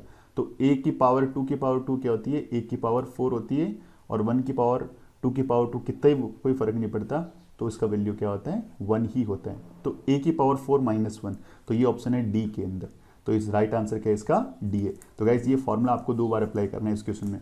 नेक्स्ट वन, ओके, इसी फॉर्मूले पे आप अगला क्वेश्चन ये बना सकते हो, कोई ज़रूरत नहीं है इसके अंदर आपको 82 का स्क्वायर निकालने और 80 फिर 18 का इसमें से स्क्वायर माइनस करें। आपको देखना है कि इसकी ये फॉर्मूला याद रखना है, एक्स का स्क्वायर माइनस वाई का स्क्वायर, तो आप लिख सकते हैं one time in plus and one time in minus. तो क्या हो जाएगा, 82 का स्क्वायर माइनस 18 का स्क्वायर को लिख सकते हैं एक बार 82 प्लस 18 और एक बार 82 माइनस में 18। तो 82 प्लस 18 बन गया 100, और ये माइनस हो जाएगा तो कितना हो जाएगा, 18 माइनस करेंगे तो आ जाएगा 64। अब 64 को 100 से मल्टीप्लाई कर दें, ये आंसर आ जाएगा। There is no need to calculate. हाँ किसी को ये फॉर्मूला याद नहीं है तो वो 82 का स्क्वायर करें और उस पर से माइनस कर दें 18 का स्क्वायर, दोनों का स्क्वायर निकाल के, but it will take time. आपको टाइम बचाना है, सबसे इंपॉर्टेंट इस वीडियो का मतलब ये है कि आप टाइम बचाइए, शॉर्ट ट्रिक सीखिए, चीज़ों को अप्लाई करिए, कैसे अप्लाई करना है guys. Next question is, so guys next question है, how many edges does a square prism have. Square prism होता क्या गाइस, सबसे पहले तो ये अपने को ये देखना बेटा। देखिए this is square, base square होना चाहिए और ऊपर एक पॉइंट से हम लोग इनके सारे के सारे वर्टेक्सेस को मीट करा दें, तो this is our square prism. ये अपना क्या है, स्क्वायर प्रिज्म है, और इसमें अपने को पता करना है number of edges, number of edges. So guys मुझे नंबर ऑफ एजेस पता करने हैं बेटा, आपको सारी चीज़ें पता होनी चाहिए, एज क्या होती है, वर्टेक्स क्या होती है और फेस क्या होते हैं, ये सारी बातें आपको पता होनी चाहिए। तीनों इसमें आप लोग स्टडी कर लेते हैं। एज का मतलब होती है साइड जो दो वर्टेक्सेस को मीट करे, वर्टेक्स 1 वर्टेक्स 2 को मीट कराने वाली जो लाइन होती है उसे एज बोलते हैं हम लोग। वर्टेक्स का मतलब जहाँ से कोई भी लाइंस स्टार्ट हो रही है, रेज हो रही है, उसे क्या बोलते हैं, एज बोलते हैं। फेस का मतलब एक तरफ का जो प्लेन होता है, जैसे आप अभी जो देख रहे हैं वो एक फेस देख रहे हैं इस जो मैं PDF आपको पढ़ा रहा हूँ उससे। गाइज देखिए इसमें वर्टेक्स बात करें, वर्टेक्स 1 2 3 4 और 5 वर्टेक्स। तो वर्टेक्स का आंसर कितना होता है, यदि वर्टेक्स पूछा होता तो 5 आंसर होता मेरा। एज पूछिए तो देखिए ये 1 नंबर, ये आपके 2 नंबर, ये 3 नंबर, ये 4 नंबर, 5 6 7 और 8। तो एजेस कितनी होगा गाइज इसमें, इस क्वेश्चन का आंसर भी कितना होगा, 8 होगा। फेस की बात करें तो एक देखिए फ्रंट फेस, एक जस्ट फ्रंट का बैक वाला फेस है, एक राइट वाला फेस, एक लेफ्ट वाला फेस और एक बॉटम। तो टोटल फेस भी इसमें कितने, 5 है। तो इस तरह से हर एक जो डायमेंशन होता है, जो 3D फिगर होता है, उसमें एज वर्टेक्स इन फेसेस होता है, उनका नॉलेज आप हर का होना चाहिए, क्योंकि कहीं ना कहीं क्वेश्चन इससे बनता है गाइस। नेक्स्ट क्वेश्चन की तरफ मूव ऑन करते हैं। 3 cubes of iron whose edges are 6, 8 and 10 centimeter respectively is melted to form into a single cube. The edge of the new cube formed. ये क्वेश्चन मोस्ट फेवरेबल है बहुत सारे exam का, और सेम ही question generally आता है। तो एक तो यह ध्यान रखें कि इसको करने का प्रोसेसर समझ लें आप लोग। देखिएगा बच्चा कि सबसे पहले एक छोटा क्यूब है आपके सामने, जिसकी साइड कितनी है, इसकी साइड में ले लूँ, मान लीजिए साइड S1 ले लेता हूँ, साइड कितनी है, 6 सेंटीमीटर दे रखी है। दूसरा थोड़ा सा बड़ा क्यूब है, थोड़ा इससे बड़ा क्यूब है, सपोज ये इससे थोड़ा बड़ा, और इसकी साइड S2 कितना है आपका, 8 सेंटीमीटर है। और तीसरा थोड़ा इससे और बड़ा है, और इसकी साइड कितनी है, सपोज इसकी साइड मान लीजिए 10 सेंटीमीटर है। ये S3 हो गया 10 सेंटीमीटर, तीनों की साइड अलग अलग होगी। और इन सबको मेल्ट करके रिकास्ट कर दिया जाता है, दोबारा से फॉर्म कर दिया जाता है। तो जब भी मेल्टिंग वर्ड आता है, रिकास्टिंग आता है, कोई लिक्विड की कोई चीज़ आती है, तो always use formula of volume, ध्यान रखना, ये आपका शॉर्ट ट्रिक है। अब तीनों को मिला के बनाएंगे तो नो डाउट बड़ा क्यूब बनेगा, नो डाउट क्या बनेगा, कि बड़ा सारा क्यूब बनेगा। ये बड़ा क्यूब बन गया, इसकी साइड मुझे पता करनी है, इसकी एस मुझे पता करनी है। तो गाइस बहुत ही आसान है, देखिएगा देखिए इसका वॉल्यूम 1, इसका वॉल्यूम 2, इसका वॉल्यूम 3 और इसका वॉल्यूम ले लेता हूँ मैं, वी ले लेता हूँ सिर्फ। इन तीनों के वॉल्यूम को ऐड करने से नया वॉल्यूम मुझे मिलेगा, नो डाउट मुझे अच्छे ढंग से पता है। तो V1 वॉल्यूम का फॉर्मूला A क्यूब होता है, तो S1 का क्यूब, यहाँ क्या हो गया S2 का क्यूब, यहाँ क्या हो गया S3 का cube, is equals to S cube. ठीक है, S1 का क्यूब साइड कितना है 6, तो 6 का क्यूब कितना होता है 216। यहाँ थोड़ा स्पेस कम है तो यहाँ पे लिख रहा हूँ मैं, यहाँ पे ले लेता हूँ मैं, ओके 216। 8 का क्यूब 512 एंड 10 का क्यूब कितना हो गया 1000 is equals to S cube. सबको ऐड करेंगे बच्चा तो आएगा 1728 is equals to S cube. इसको इधर भेज देंगे। 1728 का आपको रूट क्यूब पता होना चाहिए, या ये पता होना चाहिए किसका क्यूब होता है, तो S का वैल्यू आ जाएगा 12, साइड का वैल्यू कितना आ जाएगा 12 आ जाएगा। और ये मोस्ट फेवरेबल क्वेश्चन है, बहुत सारी बार यही सेम क्वेश्चन पूछा जाता है, तो इस क्वेश्चन का आंसर याद भी रखें आपके 12 इसका राइट आंसर है। तो मेल्टिंग रिकास्टिंग से क्वेश्चन आता है, आपको ये करना है हर बार। If the capacity of cylinder tank is इतना, कैपेसिटी बोले तो वॉल्यूम दे रखा है, क्या दे रखा है वॉल्यूम। दूसरा वॉल्यूम का पहचान, पावर क्या दे रखी है इसकी 3 दे रखी है, क्यूब के फॉर्मेट दे रखा है। Dimension of its base, base का डायमेंशन आपको दे रखा है। The depth of the tank, tank का डेप्थ मुझे पता करना है। तो गाइस वॉल्यूम दे रखा है आपको, वॉल्यूम इज 1848 और वॉल्यूम का फॉर्मूला क्या होता है सिलेंडर, तो सिलेंडर का मतलब हो गया पाई आर स्क्वायर एच, ये फॉर्मूला होता है वॉल्यूम ऑफ सिलेंडर का। तो 1848, साथ में क्या दे रखा है आपको base, the diameter of its base, diameter दे रखा है गाइस, क्या दे रखा है डायमीटर। तो डायमीटर आपको दे रखा है 14 मीटर, डायमीटर दे रखा है 14 मीटर। डायमीटर दे रखा है, इसमें आपको रेडियस निकाल सकते हैं, डायमीटर का हाफ कर दीजिए, क्योंकि रेडियस इक्वल्स टू क्या होता है D/2 होता है। तो डायमीटर का हाफ करेंगे रेडियस आ जाएगा, 14 का हाफ करेंगे 7 आ जाएगा, 7 मीटर इसका क्या आ गया बच्चा रेडियस आ गया। आपको निकालना है डेप्थ, डेप्थ बोल दूं इस वर्ड को, या तो मैं इसको डेप्थ पढ़ूंगा या इसको मैं हाइट भी बोल लूँ, तो कोई दिक्कत वाली बात नहीं है। सिलेंडर यदि कहीं सरफेस पे रखा हुआ है तो उसको हाइट बोलेंगे, और इसको यदि जमीन के अंदर कहीं डाल दें हम लोग तो क्या बन जाती है वो डेप्थ बन जाती है। तो डेप्थ और हाइट एक ही चीज़ है। इट मीन्स एच का वैल्यू पता करना है, तो पाई का वैल्यू 22/7, आर का वैल्यू 7 × 7, एच का वैल्यू मुझे पता करना है, दैट इज 1848, ये गिवन है इसका वॉल्यूम। 7 से 7 कैंसिल हो गया, नो डाउट यहाँ 22 है, ये नंबर भी कहीं ना कहीं 22 से डिविजिबल होगा 100%। तो पहले 11 से डिविजिबल कर लो, काट दो ताकि आसानी रहेगी। यहाँ 11 से काटिए, 11 बन जाए 11, कितना बच गया 7 बच गया, ये हो गया 74 हो गया, 6 टाइम का 66, देन 88 बच जाएगा गाइज। अब इसको हाफ कर दो और ये आ जाएगा, 2 से काटो 8 टाइम और ये काट दीजिए आप आपका 4 टाइम 84 टाइम। अब 7 से काट दीजिए तो 12 टाइम। तो h का वैल्यू कितना आ गया बेटा 12। तो कैलकुलेशन को जितना आप आसानी से कर पाएंगे उतना ही सही रहेगा, टाइम को बचाइएगा बस, अल्टीमेटली टाइम, और इसके लिए आपको टेबल स्क्वायर क्यूब का पता होना बहुत ज़्यादा जरूरी है। तो right answer is b. Next question, the edge of cuboid, cuboid की बात कर रहा है, आर इन रेशियो, रेशियो के अंदर दे रखा है एडमिस, ये एल है, ये बी है और ये एच है। इट्स सरफेस एरिया 88 दे रखा है, then find its volume of cube. तो वॉल्यूम निकालने के लिए पहले तो वॉल्यूम का फॉर्मूला पता होना चाहिए, एल बी एच, यानी आपको एल भी चाहिए, बी भी चाहिए, एच भी चाहिए, फिलहाल तुम्हारे पास है नहीं, तुम्हारे पास रेशियो के अंदर दे रखा है, एग्जैक्ट वैल्यू है नहीं। सरफेस एरिया दे रखा है, सरफेस एरिया क्या होता है आपको पता होना चाहिए, सरफेस एरिया का फॉर्मूला क्या होता है, तो टी ए से बोलता हूँ, टोटल सरफेस एरिया काउंट होगा हमेशा 2LB BH और HL, ये इसका सरफेस एरिया का फॉर्मूला होता है। इसका वैल्यू तुम्हें दे रखा है 88 दे रखा है। ओके, तो L B और H का आपको रेशियो दे रखा है 1:2:3। तो क्या करें, इसको एक किसी भी वेरिएबल से मल्टीप्लाई कर दें, x 2x और 3x कर दें। अब वैल्यू पुट कर दें आप लोग, 2L की जगह क्या लिखेंगे आप, x, B की जगह लिखेंगे 2x, फिर B की जगह 2x, H की जगह क्या लिखेंगे 3x, फिर H की जगह 3x और L की जगह x इज इक्वल्स टू 88। 2 से कैंसिल करिए, 44 टाइम जाएगा, ये हो गया 2x स्क्वायर, ये होगा 6x स्क्वायर और ये होगा 3x square is equals to 44। इन सबको ऐड करेंगे अपन तो 11x square is equals to आ जाएगा 44। 11 से कैंसिल कर दीजिए तो x स्क्वायर इक्वल्स टू आ गया 4 और x का वैल्यू आ गया रूट के अंदर 4, यानी x का वैल्यू कितना आ गया बेटा 2 आ गया। x का वैल्यू कितना आ गया 2। ये वैल्यू यहां पुट करिए, 2 × 1 2, तो l आपका आ गया 2, 2 2 जा 4, b आ गया आपका 4, 2 3 जा 6, h का वैल्यू कितना आ गया 6। अब क्या निकालना है आपको, वॉल्यूम निकालना है। वॉल्यूम का फॉर्मूला होता है LBH, यानी L × B × H होता है LBH। L की जगह क्या रखेंगे हम लोग 2 रखेंगे, B की जगह 4 रखेंगे, C की जगह H की जगह 6 रखेंगे। तो ये हो गया 8 और 8 6 जा होता है 48, 48 इसका राइट आंसर है 48। और लास्ट में कई बार ऐसा होता है 48 दो जगह दे दें आपको, 48 48 आप कंफ्यूज हो जाएंगे क्योंकि यहाँ पे हो सकता है सेंटीमीटर स्क्वायर दे दें या सेंटीमीटर क्यूब दे दें।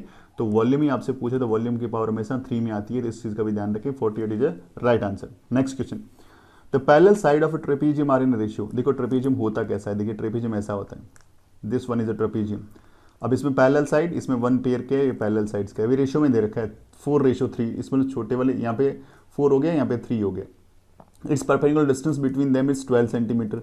इनके परपेंडिकुलर डिस्टेंस बिटवीन देम, यानी यहाँ परपेंडिकुलर ड्रॉ हो रहा है, ये हो गया 12 सेंटीमीटर।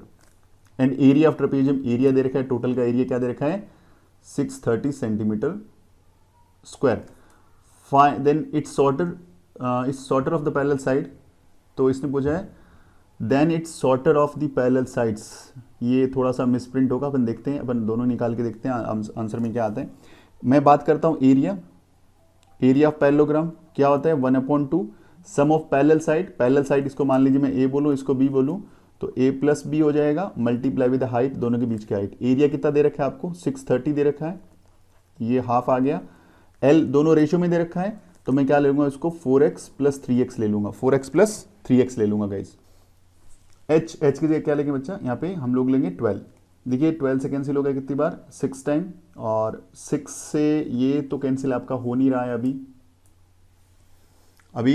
इसको 6 से कैंसिल करेंगे हम लोग, तो 6 1 जा 6, ये 105 टाइम चला जाएगा, 105 टाइम, तो 105 इज इक्वल्स टू ये हो गया 7x, दोनों का ऐड किया, ये कैंसिल करेंगे हम लोग, तो x का वैल्यू आ गया गाइस 15 आ गया, 15 आ गया। अब यदि मुझे लॉन्गेस्ट साइड पता करनी हो तो 4 × 15 इज इक्वल्स टू 60, और शॉर्टेस्ट साइड पता करनी हो तो 3 × 15 यानी 45। अब इसमें शॉर्टर वर्ड दे रखा है, प्रॉपर तो नहीं दे रखा, तो शॉर्टर वर्ड दे रखा है, तो शॉर्टर साइड होगी 45, तो right answer is 45 according to given question. थोड़ा सा मिसप्रिंट हो तो अब देख लेना एक बार के लिए। Next one, the base of A triangle is a 4 time it's height. देखिए एंड एरिया आपको गिवन है, बहुत ही आसान क्वेश्चन है ये। देखिए ट्राइंगल हो गया, और ट्राइंगल में जो एरिया का फॉर्मूला होता है that you know very well कि ट्राइंगल में एरिया का फॉर्मूला क्या होता है 1/2 बेस इंटू हाइट। तो like this one is base and this one is height. इसने क्या दे रखा है कि the base of A triangle is 4 time it's height. तो हाइट को सपोज मैंने x लिया, तो इसका बेस 4 टाइम यानी 4x है, तो मैंने दोनों को सपोज कर लिया। हाइट मेरा hx है, तो ये कितना हो गया 4x हो गया, और एरिया का फॉर्मूला आपको पता होना चाहिए ट्राइंगल का 1/2 बेस इंटू हाइट। तो एरिया कितना है आपका 50, 1/2 बेस हो गया मेरा 4x और हाइट हो गया मेरा x। इसको इधर भेज दें आप लोग या कैंसिल कर दें डायरेक्ट, 2 टाइम और 2 से कैंसिल कर दिए 25 टाइम। तो 25 इज इक्वल टू आ गया x का स्क्वायर, इसको इधर भेजें तो रूट के अंदर 25, तो x का वैल्यू कितना आ गया, x का वैल्यू आ गया 5, x का वैल्यू 5 आ गया। निकालना क्या है, the length of its base, length कितना है 4x, तो 4 इंटू 5 आंसर आ गया बेस का कितना 20, बेस का आंसर कितना आ गया 20, तो 20 metre is right answer. Next question, आपको इसका इक्वल वैल्यू पता करना है। जब भी एक्सपोनेंट पावर का क्वेश्चन है, जब भी ऐसा क्वेश्चन आए तो उसमें बस छोटी सी चीजें ध्यान रखनी और कुछ भी नहीं करना आपको। डिवाइड बाय 9 की पावर n माइनस 3 की पावर n माइनस 1। गाइस सबसे पहले तो सबका बेस कॉमन करिए, इसका बेस 3 है, इसका बेस 3 है, इसका बेस 3 है, इसका बेस 9 है, तो सबसे पहले 9 का इलाज करेंगे हम लोग। बाकी सबको एज इट इज एक बार लिखूंगा मैं, आपको बार बार लिखने की रिक्वायरमेंट नहीं रहेगी, मैं आपको बस बता रहा हूं। 2x प्लस 1 है, यहाँ पे 3, तो 9 को लिखा जा सकता है 3 की पावर 2, तो यहाँ पे क्या लिख दूंगा 3 की पावर 2 और इसकी होल पावर क्या आ जाएगी n, और 3n माइनस 1। अब बेटा क्या हो जाएगा, पावर की पावर मल्टीप्लाई होती है तो अल्टीमेटली ये हो जाएगा 3 की पावर n मल्टीप्लाई विद 3 की पावर 2n प्लस 1 अपॉन में 3 की पावर 2n मल्टीप्लाई 3 की पावर n माइनस में 1। ये क्वेश्चन आपका यहाँ पे बन गया। अब क्या बेस जब कॉमन होता है तो पावर विल बी एडेड, तो अगला स्टेप में क्या हो जाएगा 3 पावर ऐड हो जाएगी n plus 2n plus 1 upon के अंदर क्या हो जाएगा 3 2n प्लस n माइनस में 1।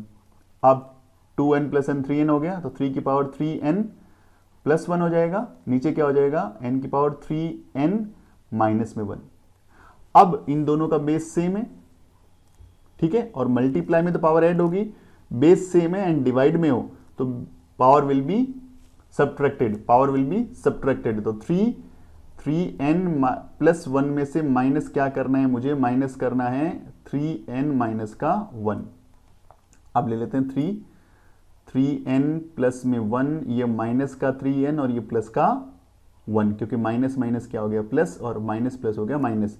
ये 3n से 3n कैंसिल, 1 और 1 कितना हो गया 2, 3 की पावर 2 का मतलब हो गया 9। इस क्वेश्चन का राइट आंसर हो गया 9। गाइस बहुत ही अच्छा क्वेश्चन है बस, और यदि आपने प्रैक्टिस कर रखी है तो within 50 second to 1 minute में आराम से बना पाएंगे इसको। नेक्स्ट वन देखिए गाइस, ये अगेन सिंपल सा फॉर्मेट है। यहाँ दे रखा है 4 और पावर दे रखी है 3 की पावर 5, यहाँ दे रखा है 2 और पावर दे रखी है 5। अभी तो मैच नहीं हो रहा, ये क्या रेशो रखे भाई, कोई रेशो तो समझ में नहीं आ रहा, बेस दोनों का सेम नहीं है। एक काम करें, इसको बेस को सेम बनाएं। क्या 4 को क्या लिखा जा सकता है, 4 को लिखा जाता है 2 की पावर 2, तो 4 की जगह मैंने लिखा 2 की पावर 2 और इसकी होल पावर 3.5 रेशो 2 की पावर 5। अब क्या हो गया बेटा, पावर की पावर मल्टीप्लाई होती है तो 2 की पावर, तो 3.5 को मल्टीप्लाई किया 2 से तो 7 आएगा, तो 2 की पावर 7 रेशो 2 की पावर 5, ठीक है, 2 की पावर 7 रेशो 2 की पावर 5। अब पावर 7 का मतलब क्या होता है, 2 इंटू 2 इंटू ये 2 है 7 टाइम, 4 5 टाइम 6 टाइम और 7 टाइम, और इधर है 5 टाइम, 1 2 3 4 एंड 5 टाइम। 5 टाइम से ये 5 टाइम कैंसिल हो जाएगा, ये 2 टाइम बच जाएगा, 2 2 जा कितना हो जाएगा 4 और 1 इधर तो कुछ नहीं बचा, 1 बचा, तो 4 ratio 1 is a right answer, 4 ratio 1 is a right answer. Next question, that is a का वैल्यू दे रखा है बी की फॉर्मेट में, बी का वैल्यू दे रखा है सी की फॉर्मेट में, then what is the value of in the term, what is the value of a in the term of C, C की टर्म में ए की वैल्यू मुझे बतानी है, सी की टर्म में मुझे ए की वैल्यू बतानी है गाइस। ओके करते हैं इस क्वेश्चन। देखने में ये क्वेश्चन आपको हार्ड लग सकता है बट है क्वेश्चन इजी, कुछ कॉन्सेप्ट जरूर उसमें अच्छे हैं और अच्छे लेवल के हैं, वो समझना पड़ेगा। यहाँ पे ए का वैल्यू दे रखा है बी की पावर 2/3 एंड बी का वैल्यू दे रखा है सी की पावर -2। आपसे पूछा है ए की वैल्यू, और लेकिन ए की वैल्यू किसके टर्म में, सी के टर्म में। इसका मतलब है कि ए की जो भी वैल्यू निकालो सी के अलावा कुछ भी नहीं होना चाहिए। मैं बात करता हूं, देखो ए इज इक्वल टू ले रखा है बी की पावर 2/3। ये क्या है, इसको पढ़ेंगे ए की value in the term of b, और b की वैल्यू दे रखी है c की पावर -2, इट मीन्स b की value in term of c। तो इसी ढंग से बोल रहा है कि आपको a की जगह a की वैल्यू निकालनी है c की टर्म में। तो एक काम करते हैं हम लोग, सिंपल सा देखिए, ये वाली चीज लेते हैं, ए बी की जगह बी नहीं लिख के मैं माइनस का 2c लिख सकता हूं, क्योंकि बी किसके इक्वल है -2c के, तो मैंने बी की जगह लिख दिया माइनस का 2c, और यहाँ पे ए के इक्वल्स टू बी की पावर क्या 2/3, और बी की जगह मैंने लिख दिया माइनस का 2c, तो इसकी पावर हो जाएगी 2/3। पावर की पावर क्या होती है मल्टीप्लाई, यानी माइनस का 2 मल्टीप्लाई 2/3, 2 2 जा 4 हो जाएगा, माइनस का 4/3, तो c की पावर हो जाएगी माइनस का 4/3। अब जाइए ऑप्शन के पास, क्या ऐसा कोई ऑप्शन है? तो ऐसा ऑप्शन है ही नहीं, यहाँ पे तो रूट दिख रहा है आपको जगह जगह, तो इसको हटा दीजिए, मतलब ये नहीं है, इसका दूसरा फॉर्मेट चेंज करना पड़ेगा। चेंज करना है, एक आपको पता होना चाहिए, पावर को जब प्लस से माइनस करते हैं या माइनस से प्लस करते हैं तो क्या होता है, इस बात को समझना है। देखिए गाइस, मेरा लिखा हुआ कहीं x की पावर -2 है, तो मुझे इसको यदि मैं x की पावर अपॉन +2 लिख दूं तो ये पॉजिटिव हो जाएगी, यानी ये दोनों चीजें एक ही बात है। जब पावर की किसी भी डिजिट को हम लोग, जो इसकी पावर होती है उसको न्यूमरेटर से डिनोमिनेटर में जाते हैं या डिनोमिनेटर से न्यूमरेटर में आते हैं तो उसका सिंबल चेंज हो जाता है। तो मैं इसको ऐसा भी लिख सकता हूं, कोई दिक्कत वाली बात नहीं। इसके साथ साथ क्या कर सकता हूं, तो इस कॉन्सेप्ट को अपने को ध्यान में रखना पड़ेगा। यहाँ पावर मेरी क्या है, नेगेटिव है, तो पावर को पॉजिटिव करना है, तो अब ये इसके डिनोमिनेटर में क्या है 1 है, तो इसको अपन रेसिप्रोकल कर देंगे, तो ये 1 अपॉन के अंदर आ जाएगा c की पावर 4/3, 4 सो अब पावर क्या होगी, पॉजिटिव होगी। तो अब मुझे देखना है जिसमें ऊपर 1 दिख रहा हो, पहले तो ऑप्शन देख लो वो, तो ये रहा ऑप्शन, पहले बात है 100% यही होगा। अब जो अंदर काम किया हुआ ये मुझे देखना पड़ेगा, ये भी चीज़ मुझे सीखनी पड़ेगी, ये ऐसा कैसे आ गया, नीचे वाला नंबर कैसे आ गया, ऊपर तो 1 से आंसर तो मैंने टिक कर दिया।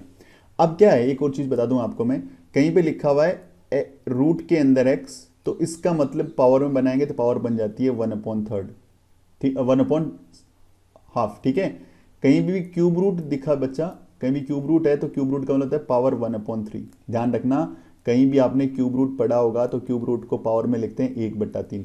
तो क्या मैं इसको ऐसा नहीं लिख सकता, ऊपर तो 1 ही रहेगा, c की पावर 4 और इसकी पावर लिख दूं 1/3, क्योंकि ये दोनों आपस में मल्टीप्लाई होकर 4/3 बन रहे हैं ना, कोई प्रॉब्लम नहीं है ना। और 1/3 को मुझे पता है, मैं लिख सकता हूं क्यूब रूट, क्या लिख सकता हूं, क्यूब रूट, तो 1 ये हो गया क्यूब रूट आपका c का, और c की पावर हो जाएगी 4, तो ऑप्शन हो गया थर्ड वाला c। 42 है वो इस ग्राफ पे बेस्ड है, तो ग्राफ को थोड़ा सा पहले स्टडी कर लेते हैं। ग्राफ में ध्यान रखना, हमेशा जब ग्राफ होता है तो ये आपकी x एक्सिस होती है और ये आपका y एक्सिस होता है। और इसमें देखिए x एक्सिस में क्या है, टाइम दे रखा है इन्होंने, टाइम इन आवर्स, तो ये आवर्स के अंदर टाइम है, 8 बजे, 9 बजे, 10 बजे, 11 बजे, 12 बजे। कितने बॉक्सेस के बाद है, तो 1 2 3 4, यानी इसका क्या हो गया कि 4 बॉक्सेज हैं, या 4 जो अपना क्या बोल सकते हैं हम लोग कि 4 यूनिट्स इक्वल्स टू 1 आवर है। 4 यूनिट्स हम काम में ले रहे हैं, क्या ले रहे हैं, 4 यूनिट्स बोल दूं या 4 बॉक्सेस बोल दूं, कोई दिक्कत नहीं है, इक्वल्स टू 1 आवर हमने इस पर काम में लिया है। इधर क्या है, इधर है 1 unit is equals to 2 kilometre, 2 kilometre, यानी 1 यूनिट का मतलब 2 किलोमीटर है, 2 का 4 है, 6 ऐसे दे रखा है इन्होंने, ठीक है। ये क्या है, एक कोरियर का पर्सन है, वो यहाँ से 8 बजे रवाना होता है और यहाँ लास्ट डेस्टिनेशन पहुँचता है कितने बजे, वो पहुँचता है 11:30 बजे, यहाँ पे 11:30 बज जाएंगे, 11:30 पे वो पहुँच जाएगा गाइस, ठीक है ना, 11:30 पहुँच जाएगा। देखिए यहाँ से रेस कर रहा है, यहाँ से बहुत ही फास्ट चल रहा है वो, देखो, क्योंकि यहाँ पे देखिए 1 घंटे में कितना चल गया वो, 10 किलोमीटर, 1 आवर में यहाँ चला 10 किलोमीटर। दूसरे में यहाँ से यहाँ पहुँचा वो 10 से 16, तो सेकेंड आवर्स में कितना चला, ओनली 6 किलोमीटर ही चला वो। थर्ड वाले में रुक गया था, तो ये रुकने का टाइम बेसिकली क्या है, 9:45 से, देखिए 9:45 से लेकर के 10:15 AM तक का टाइम है, रुक गया था। उसके बाद ये लास्ट आवर में कहाँ से कहाँ तक चला, यहाँ से यहाँ तक चला, और कितना चला, 16 से 22 चला, यानी 6 घंटे फिर चला थर्ड आवर्स में, है ना, 6 से ओके, हाँ, थर्ड आवर में अब चला, और ये एक्चुअली थोड़ा टाइम ज़्यादा ही लगा क्योंकि 11:30 बजे पहुँच रहा है वो यहाँ पे, तो ये 6 आवर चला, सबसे फास्ट यहाँ चल रहा है। तो ग्राफ का थोड़ा स्टडी कर लिया हम लोगों ने। क्वेश्चन कैसा आता देखते हैं, बहुत ही आसान क्वेश्चन है। सबसे पहला, what is the scale taken for the time axis, time के लिए कौन सा स्केल है, टाइम के लिए है 4 unit equals to 1 hour, 4 unit equals to 1 hour, ये टाइम के लिए स्केल होगा गाइस। अगला क्वेश्चन क्या बोलता है, अगला क्वेश्चन बोलता है how much time did the person take for the travels, total time कितना लगा, 8 बजे चालू किया और कब खत्म कर रहा है ये, 11:30 बजे खत्म कर रहा है, 11:30 पे खत्म कर रहा है, तो टाइम कितना लगा, 8 से 11 3 घंटे, और आधा घंटा ये 3.5 घंटे लग गए उसको। नेक्स्ट क्वेश्चन, 3.5 आवर्स लग गया ना। How far is the place of the merchant from the town, town से कितना दूर है, तो टाउन से ये देखिए ये मान लीजिए इसका प्लेस है और ये सपोज ये टाउन है और ये इसका प्लेस जहाँ पे उसको डिलीवरी करनी है, कितना डिस्टेंस है, तो आप बोलेंगे 22 किलोमीटर का डिस्टेंस है, क्योंकि लास्ट में ये यहीं पे पहुंच रहा है और ये यहाँ से डिस्टेंस तो यहाँ से कवर होगी अपने वाई एक्सिस से, तो 22 इसका राइट आंसर हो गया। During which period did he ride the fastest सबसे ज़्यादा फास्टेस्ट क्या था, ये पहले घंटे में था, 10 किलोमीटर भाग रहा है ये 8 से 9 के बीच में। सो गाइस हो गया कंप्लीट ये ग्राफ वाले क्वेश्चन। नेक्स्ट क्वेश्चन है find the value of ABC का वैल्यू बताना है, आपके सामने दे रखा है, एक पजल दे रखा है ना। गाइस देखिए क्या है कि आपने 9 या 45 आया, तो 9 5 जा 45 होता है, तो 9 5 जा कितना होता है 45। ऊपर बोला 4ab में से 45 माइनस करने से यहाँ 3 बच रहा है, कितना बच रहा है 3, और यहाँ फिर b उतार रहा है, तो 45 देखो यहाँ पे तो 0 बच रहा है, इसका मतलब ये नंबर 45 से 3 ज्यादा है, तो 45 से 3 ज्यादा का मतलब कितना होगा 48 होगा, ये नंबर 48 होगा, तो a का वैल्यू आ गया 8, a का वैल्यू कितना आ गया 8, ये कंफर्म हो गया, तो a का वैल्यू हो गया मेरे पास 8। ओके बात करते हैं b की। अब इसने क्या कर लिया, यहाँ पे नीचे उतारा, ये 3b है और अब ये 36 लिख रहा है, यहाँ पे नीचे क्या लिख रहा है 36, तो 9 को किससे मल्टीप्लाई करें 36 आ जाए, तो 9 4 जा 36 होता है, 9 4 जा तो c की जगह तो आ जाएगा 4, 9 4 जा तो c की जगह आ गया 4, 9 4 जा 36 और 36 किस में से माइनस करेंगे 0 आ जाए, तो 36 को 36 में से माइनस करना पड़ेगा, तो b की जगह आ जाएगा 6, तो b की वैल्यू कितनी आएगी 6, सबको ऐड कर लो 18 इसका राइट आंसर आ जाएगा। Next question, if y denotes the digit at a hundreds place of by the number, यानी y के हंड्रेड्स वाले प्लेस को डिनोट कर रहा है, कैसे वंस टेंस हंड्रेड्स, 100 वाला एक डिजिट गायब कर दिया, यहाँ पे उसने वेरिएबल डाल दिया y, such that the number is divided by the 11, और ये नंबर किससे 11 से डिविजिबल है, तो 11 से डिविजिबल होने के बाद y का वैल्यू बताना है, तो आपको 11 का डिविजिबिलिटी रूल आना चाहिए, 11 का डिविजिबिलिटी रूल, यानी आपको एक नंबर को छोड़ के एक नंबर को ऐड करना है ऐसे, यानी 6 प्लस वाई हो गया और प्लस 9 हो गया 15 प्लस वाई, इन दोनों को ऐड करो तो इनका ऐड आ रहा है 8, इनका ऐड आ रहा है 8। ये 11 से डिविजिबल तब होगा जब इन दोनों का डिफरेंस या तो आए 11 आए या डिफरेंस क्या आएगा इस 0 आए, या डिफरेंस क्या आए 0 आए, तो y की जगह मुझे ऐसी कोई वैल्यू यहां पे पुट करनी पड़ेगी, ऐसी कोई वैल्यू पुट करनी पड़ेगी मुझे। ओके तो गाइस क्या करें, देखिए एक तो 15 में से 8 माइनस कर दो, तो यहां बच जाएगा 7 प्लस वाई। अब या तो इसको 0 बनाना है 11 बनाना है, तो y को माइनस तो रख नहीं सकता, माइनस में कोई वैल्यू नहीं रख सकता, तो ये 0 तो बन नहीं सकता, इसको 11 बना सकते हैं, तो 7 को इधर भेज दें, 11 minus 7 is equals to y, तो y का वैल्यू आ गया 4 वैल्यू रखने से पूरा नंबर 4 से डिविजिबल होगा। तो 11 का डिविजिबिलिटी रूल, 3 का डिविजिबिलिटी रूल, 9 का डिविजिबिलिटी रूल, 7 का डिविजिबिलिटी रूल, इन पे क्वेश्चन आते हैं गाइस, तो इन पे फोकस करके 2-3 क्वेश्चन जरूर करके जाइएगा। Next question is that find 3 whole numbers a b c such that a plus b plus c is equals to a multiply plus c and what is the value of, यहां पे guys बहुत अच्छा question ये बन रहा है। So guys ये question बहुत ही रियली इंपॉर्टेंट है और बड़ा कॉन्सेप्चुअल क्वेश्चन है, बट आपको मैं डायरेक्ट ट्रिक से बताऊंगा, क्योंकि आपके जिस लेवल के क्वेश्चन आते हैं वो डायरेक्ट ट्रिक से बन जाते हैं, इसमें कॉन्सेप्ट तो समझना बड़ा ही कॉम्प्लिकेटेड रह जाएगा, कॉन्सेप्ट काफी बड़ा रहता है।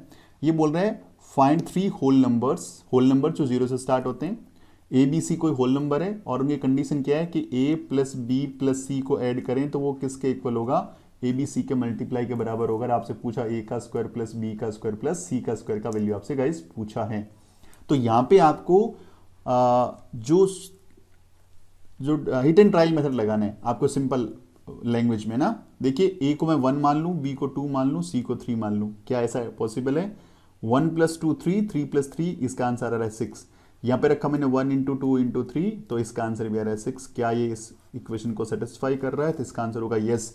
आपके सिलेबस में जितने भी क्वेश्चन आएंगे, आपके एग्जाम में जितने भी क्वेश्चन आएंगे, तो इस कॉन्सेप्ट वाले क्वेश्चन कॉन्सेप्चुअल ही आएंगे, तो डरने की जरूरत नहीं है। क्वेश्चन थोड़ा सा अच्छा लेवल का है, बट आपको हमेशा ट्रिक लगा के, हिट एंड ट्रायल मेथड लगा के करना है। तो कंफर्म हो गया, ए का वैल्यू 1 हो गया, बी का वैल्यू 2 हो गया, सी का वैल्यू 3 हो गया। पता करना है ए का स्क्वायर प्लस बी का स्क्वायर प्लस सी का स्क्वायर, तो एक 1 का स्क्वायर प्लस 2 का स्क्वायर प्लस 3 का square, 1 plus 4 plus 9, that answer comes 14। तो 14 is a right answer. Next one is, पहले तो रीअरेंज करिए इसको। सबसे पहले हाईएस्ट पावर को पहले लिखते हैं, फिर उसकी लोवेस्ट पावर एंड देन इसकी लोवेस्ट पावर, ऐसे लिखते हैं। स्टार्टिंग माइनस रखते नहीं है, तो एक काम करिए पूरी इक्वेशन को माइनस से मल्टीप्लाई कर दें, तो एक नया फॉर्मेट आ जाएगा, माइनस माइनस प्लस, प्लस का 8y का स्क्वायर, माइनस का 23y एंड माइनस का 3।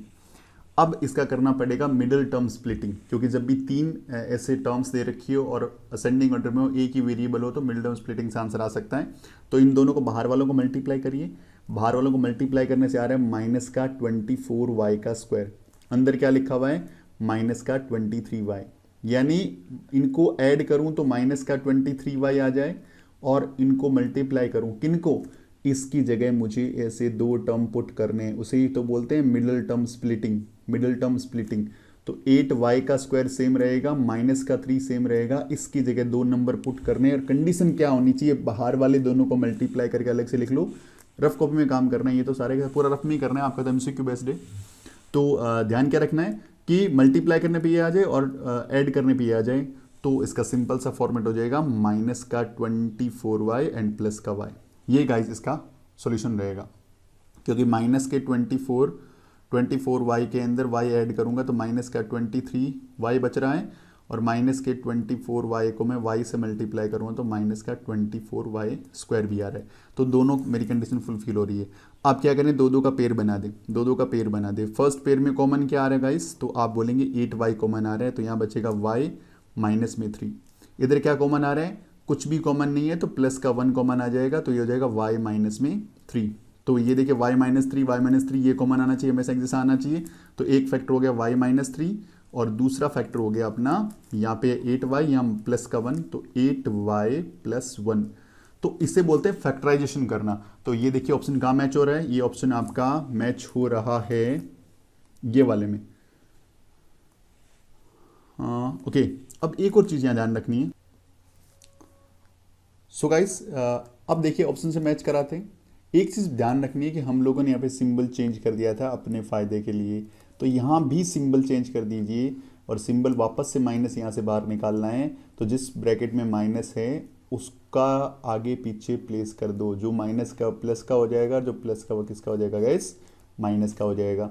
ये छोटा सा चेंज आपको ध्यान में रखना है, क्योंकि हम लोगों ने स्टार्टिंग में चेंज किया था। तो ये ऑप्शन मैच हो रहा है बी से, and b is our right answer. या सेकंड वे हो सकता है, आप ऑप्शन पिक करिए, कैलकुलेट करिए और इससे मैच कराइए। ऑप्शन पिक करिए, कैलकुलेट करिए, इससे मैच कराइए। यदि आपको ये कहानी समझ में नहीं आती तो कोई टेंशन नहीं है, थोड़ा सा टाइम जरूर ज़्यादा लगेगा, बट ऑप्शन को पिक करें और इन ऑप्शन से मैच करा लें, फटाफट देखें कि ये रिजल्ट किससे आ रहा है, and that's your answer. Next one is, A motor car starting with a speed of 70 km/h with its speed increased 2 hours by 10 km. In how many hours will it cover 345 kilometers?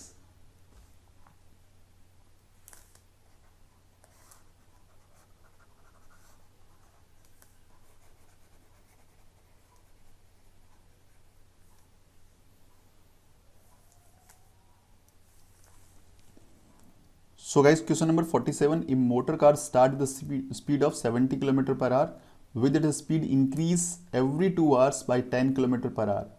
In how many hours will it cover 345 kilometers?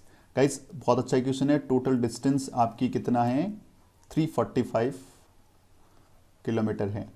Okay, and every 2 hours में आप speed increase कर रहे हो 10 km/h से। तो यहाँ starting speed आपकी 70 km/h है। जैसे 2 आवर्स कंप्लीट हो जाएंगे, 2 आवर्स कंप्लीट हो जाएंगे, आपका 10 से आपको किलोमीटर इंक्रीज कर देनी है स्पीड को, यहाँ हो जाएगा 80 km/h। अगेन 2 आवर्स कंप्लीट होंगे तो आपका हो जाएगा 90 km/h। अगेन 2 आवर्स कंप्लीट होंगे, आपका आ जाएगा 100 km/h। इसी ढंग से चलती रहेगी। ओके, स्टार्टिंग में 2 घंटे, स्पीड कितना 70 km/h, तो 2 आवर्स में चला 70 मल्टीप्लाई विद 2, 140 किलोमीटर का डिस्टेंस कवर हो गया फर्स्ट 2 आवर्स में। अभी भी डिस्टेंस बाकी है, काफ़ी बड़ा डिस्टेंस है। ओके, नेक्स्ट 2 आवर्स चलेगा, तो नेक्स्ट 2 आवर्स में स्पीड है 80, तो 160 किलोमीटर चल गया। तो टोटल 4 आवर्स में कितना चल गया गाइस, 300 किलोमीटर चल गया। मुझे कितना चलना था 345, 300 चल चुका हूँ, कितना बच गया 45 किलोमीटर बच गया। अब मुझे यहाँ से स्टार्ट करना है स्पीड अपने जर्नी को, एंड डिस्टेंस कितना कवर करना है ओनली 45 किलोमीटर। अब स्पीड बढ़ के 4 घंटे बाद कितनी हो गई 90 हो गई। तो 90 की स्पीड से मुझे 45 किलोमीटर डिस्टेंस कवर करना है। तो टाइम का फॉर्मूला होता है डिस्टेंस अपॉन स्पीड, यानी मुझे लगेगा आधा घंटा और हाफ एन आवर और लगेगा, आधा घंटा और लगेगा। तो 4 आवर्स तो 2 आवर्स ये रहे, 2 आवर्स ये रहे, प्लस हाफ एन आवर ये हो गया, 2 + 2 + हाफ हो गया 4.5। तो 4.5 is a right answer. Next one, इसका वैल्यू मुझे गाइस निकाल। सो गाइस नेक्स्ट क्वेश्चन देखिए, इसको हम लोग कॉन्सेप्ट से भी बना सकते हैं, लेकिन कॉन्सेप्ट से ऐसे क्वेश्चन जब फोन वाले क्वेश्चन आते हैं बनाने में थोड़ा सा टाइम लगता है, थोड़ा सा कॉम्प्लिकेटेड लगता है। तो यहाँ पे हिट एंड ट्रायल मेथड लगाइए। यहाँ पे एक्स की वैल्यू सपोज करिए, एक्स की वैल्यू सपोज करिए। सर आप पूछ सकते हैं कौन सी वैल्यू सपोज करें, तो वहाँ पे 1 2 3 5 9 -2 कुछ भी, what you want to take you can, but आपको थोड़ा सा दिमाग लगाना है। यहाँ पे एक्स की वो वैल्यू सपोज कर रहे हैं जिससे नीचे वाले नंबर सारे के सारे हट जाएं, और इसको कैलकुलेट कर लेंगे एक बार के लिए, और वही सेम वैल्यू पुट करेंगे नीचे ऑप्शंस में, और ऑप्शन में चेक करेंगे कौन से में हो रहा है। तो सबसे पहले देखिए यहाँ पे नीचे सबसे हाईएस्ट नंबर 4 है, और यहाँ एक्स स्क्वायर भी है, तो एक्स की वैल्यू में 2 सपोज कर लेता हूँ। क्या सपोज कर लेता हूँ 2, तो बन जाएगा 1/4, इधर हो जाएगा 2 का स्क्वायर, फिर -1/2, इधर हो जाएगा 2, फिर माइनस में 12 डिवाइडेड बाय 1/2, इधर आ गया 2, माइनस में आ गया 4। ओके, यहाँ पे 2 2 जा 4 होता है, ये भी 4 कैंसिल हो गया, ये कैंसिल हो गया, ये प्लस का 1 ये माइनस का 1 कैंसिल हो गया, माइनस का 12 यहाँ बच गया, डिवाइडेड बाय 2 से 2 कैंसिल हो गया, माइनस का 4 से डिवाइड करना है, तो डिवाइड करते ही माइनस के 4 से डिवाइड करेंगे, आंसर कितना आ जाएगा मेरा 3 आंसर आ जाएगा गाइस। ओके, यहाँ छोटा सा मिस्टेक है, देखिए 1 - 4 करेंगे, माइनस का 3 आएगा इधर, और माइनस के 3 से कैंसिल करेंगे, इसका आंसर आ जाएगा 4। ठीक है, क्योंकि यहाँ पे अपन लोगों ने 1 से माइनस नहीं किया था -4 को। सो गाइस ये हो गया 4। अब आप ऑप्शन में पुट करिए कि 4 कहाँ बन रहा है। यदि आपने फर्स्ट ऑप्शन में पुट किया x की जगह 2 + 3/2 करेंगे तो 3.5 आएगा, 4 नहीं बन रहा, कैंसिल। यहाँ पुट करिए 2, तो 1/2, 2 माइनस में 3, 2 से 2 कैंसिल, माइनस का 2 आ रहा है, ये ऑप्शन भी कैंसिल। यहाँ रखिए 2, तो 2 × 2 + 3 यहाँ आ गया 7, ये भी नहीं है। यहाँ रखिए 2, तो 1/2 मल्टीप्लाई विद 2 प्लस में 3, 2 से 2 कैंसिल, 3 + 1 4 हो गया। Right answer is D. बहुत सारी जगह ये कॉन्सेप्ट लग सकता है, बस आपको प्रैक्टिस की रिक्वायरमेंट है। जितनी ज़्यादा प्रैक्टिस करेंगे आप क्वेश्चन को बना पाएंगे guys. Next question, 12 soldiers in a fort has enough food for 28 days. 1200 soldiers हैं, कितने दिन का खाना है उनके पास, 28 डेज का फूड उनके पास पड़ा हुआ है। आफ्टर 4 डेज, 4 दिन चले गए। जब भी आफ्टर के बाद जितने भी डेज हो उतने ओरिजिनल डेज में से कम कर दो, यानी यहाँ पे -4 कर दूं, तो अब उनके पास जो फूड बचेगा वो 24 डेज का ही बचेगा।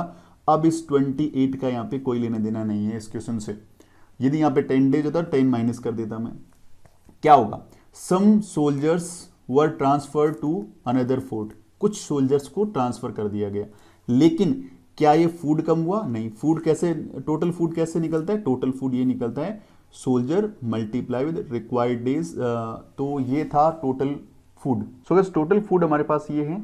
अब क्या है, जो रिमेनिंग फूड है 4 आफ्टर 4 डेज बाद, कुछ लोग चले जाने के बाद वो फूड जो चल रहा है वो 32 डेज के लिए चल पा रहा है। कितने दिनों के लिए, 32 डेज के लिए। तो 32 डेज के लिए टोटल कितने सोल्जर्स के काम आएगा, एक्स सोल्जर के वो फूड क्या आएगा, काम आएगा। अब देख लीजिए इसको कैंसिल करिए, ये 8 से जाएगा 3 टाइम, ये 8 से जाएगा 4 टाइम, एंड ये 4 से जाएगा 3 टाइम, अल्टीमेटली 300 3 जा हो गया 900 सोल्जर्स। यानी एक्स का वैल्यू कितना आ गया, 900 आ गया। तो क्या हुआ होगा, ये 24 डेज वाला खाना 32 डेज क्यों चल रहा है, क्योंकि जो सोल्जर पहले 1200 थे अब कम होके कितने रह गए, 900 सोल्जर्स रह गए, क्योंकि कुछ सोल्जर्स का ट्रांसफर कर दिया गया फर्स्ट ब्रांच से सेकंड ब्रांच में, या एक जो फोर्ट से दूसरे फोर्ट में। तो कितने सोल्जर्स कम हो गए गाइस, तो आपका आंसर हो जाएगा 300 सोल्जर्स का ट्रांसफर कर दिया गया। तो A is right answer. Next, if the perimeter of an isosceles right angle triangle then its area, आपको एरिया बताना है। आइसोसेलेस राइट एंगल ट्राइंगल कैसा होगा, आइसोसेलेस राइट एंगल ट्राइंगल इस रंग से होता है गाइस। इसका पैरीमीटर आपको क्या दे रखा है, 6 + 3√2 मीटर दे रखा है। सो आइसोसेलेस राइट एंगल ट्राइंगल क्या होता है कि इसमें दो साइड इक्वल होनी चाहिए। सपोज ये एक्स और एक्स ले लिया, तो इसका जो हाइपोटेनियस होता है वो हमेशा क्या होता है, x√2 होता है, x√2 होता है। यही फॉर्मेट होता है आइसोसेलेस राइट एंगल ट्राइंगल का, दो साइड्स इक्वल और इसका जो हाइपोटेनियस है हमेशा इन्हीं साइड का x√2 इन्हीं √2 टाइम्स होता है। तो इसका पेरीमीटर निकालिए आप इस राइट एंगल ट्राइंगल का, तो x plus x plus x√2 और गिवन क्या है perimeter 6 plus √3 3√2। x and x कितना होगा guys, 2x plus x√2 is equals to 6 plus 3√2। अब आपको लेफ्ट हैंड साइड को राइट हैंड साइड से कंपेयर करना है, कंपेयरिंग करना है। और जब कंपेयर करेंगे तो देखिए यहाँ भी √2 है बच्चा और यहाँ भी √2 है, यहाँ √2 के साथ में क्या है 3 है और यहाँ √2 के साथ में क्या है x है। इसका मतलब ऑन कंपेयरिंग से पता लग गया x का वैल्यू 3, x का वैल्यू 3। और कंफर्म किस चीज से हो जाता है, यहाँ पे देखिए 6 है, यहाँ पे कितना है 2x और x का वैल्यू यदि यहाँ 3 पुट करें तो 3 2 जा कितना हो रहा है 6, यानी कंफर्म हो गया x का वैल्यू हो गया 3। यानी अब मुझे इसका एरिया निकालना हो, एरिया का फॉर्मूला 1/2 बेस इंटू हाइट होता है, बेस इंटू हाइट। तो इसमें 1/2 बेस भी x है और हाइट भी x है, अल्टीमेटली इसका हो गया हाफ x का स्क्वायर, हाफ x का स्क्वायर। तो x का वैल्यू 3 आ गया, तो हाफ 3 का स्क्वायर कितना होता है 9 और कैंसिल कर दीजिए, आंसर आ गया 4.5 मीटर स्क्वायर, 4.5 मीटर स्क्वायर। तो डी इज राइट आंसर। तो गाइस ये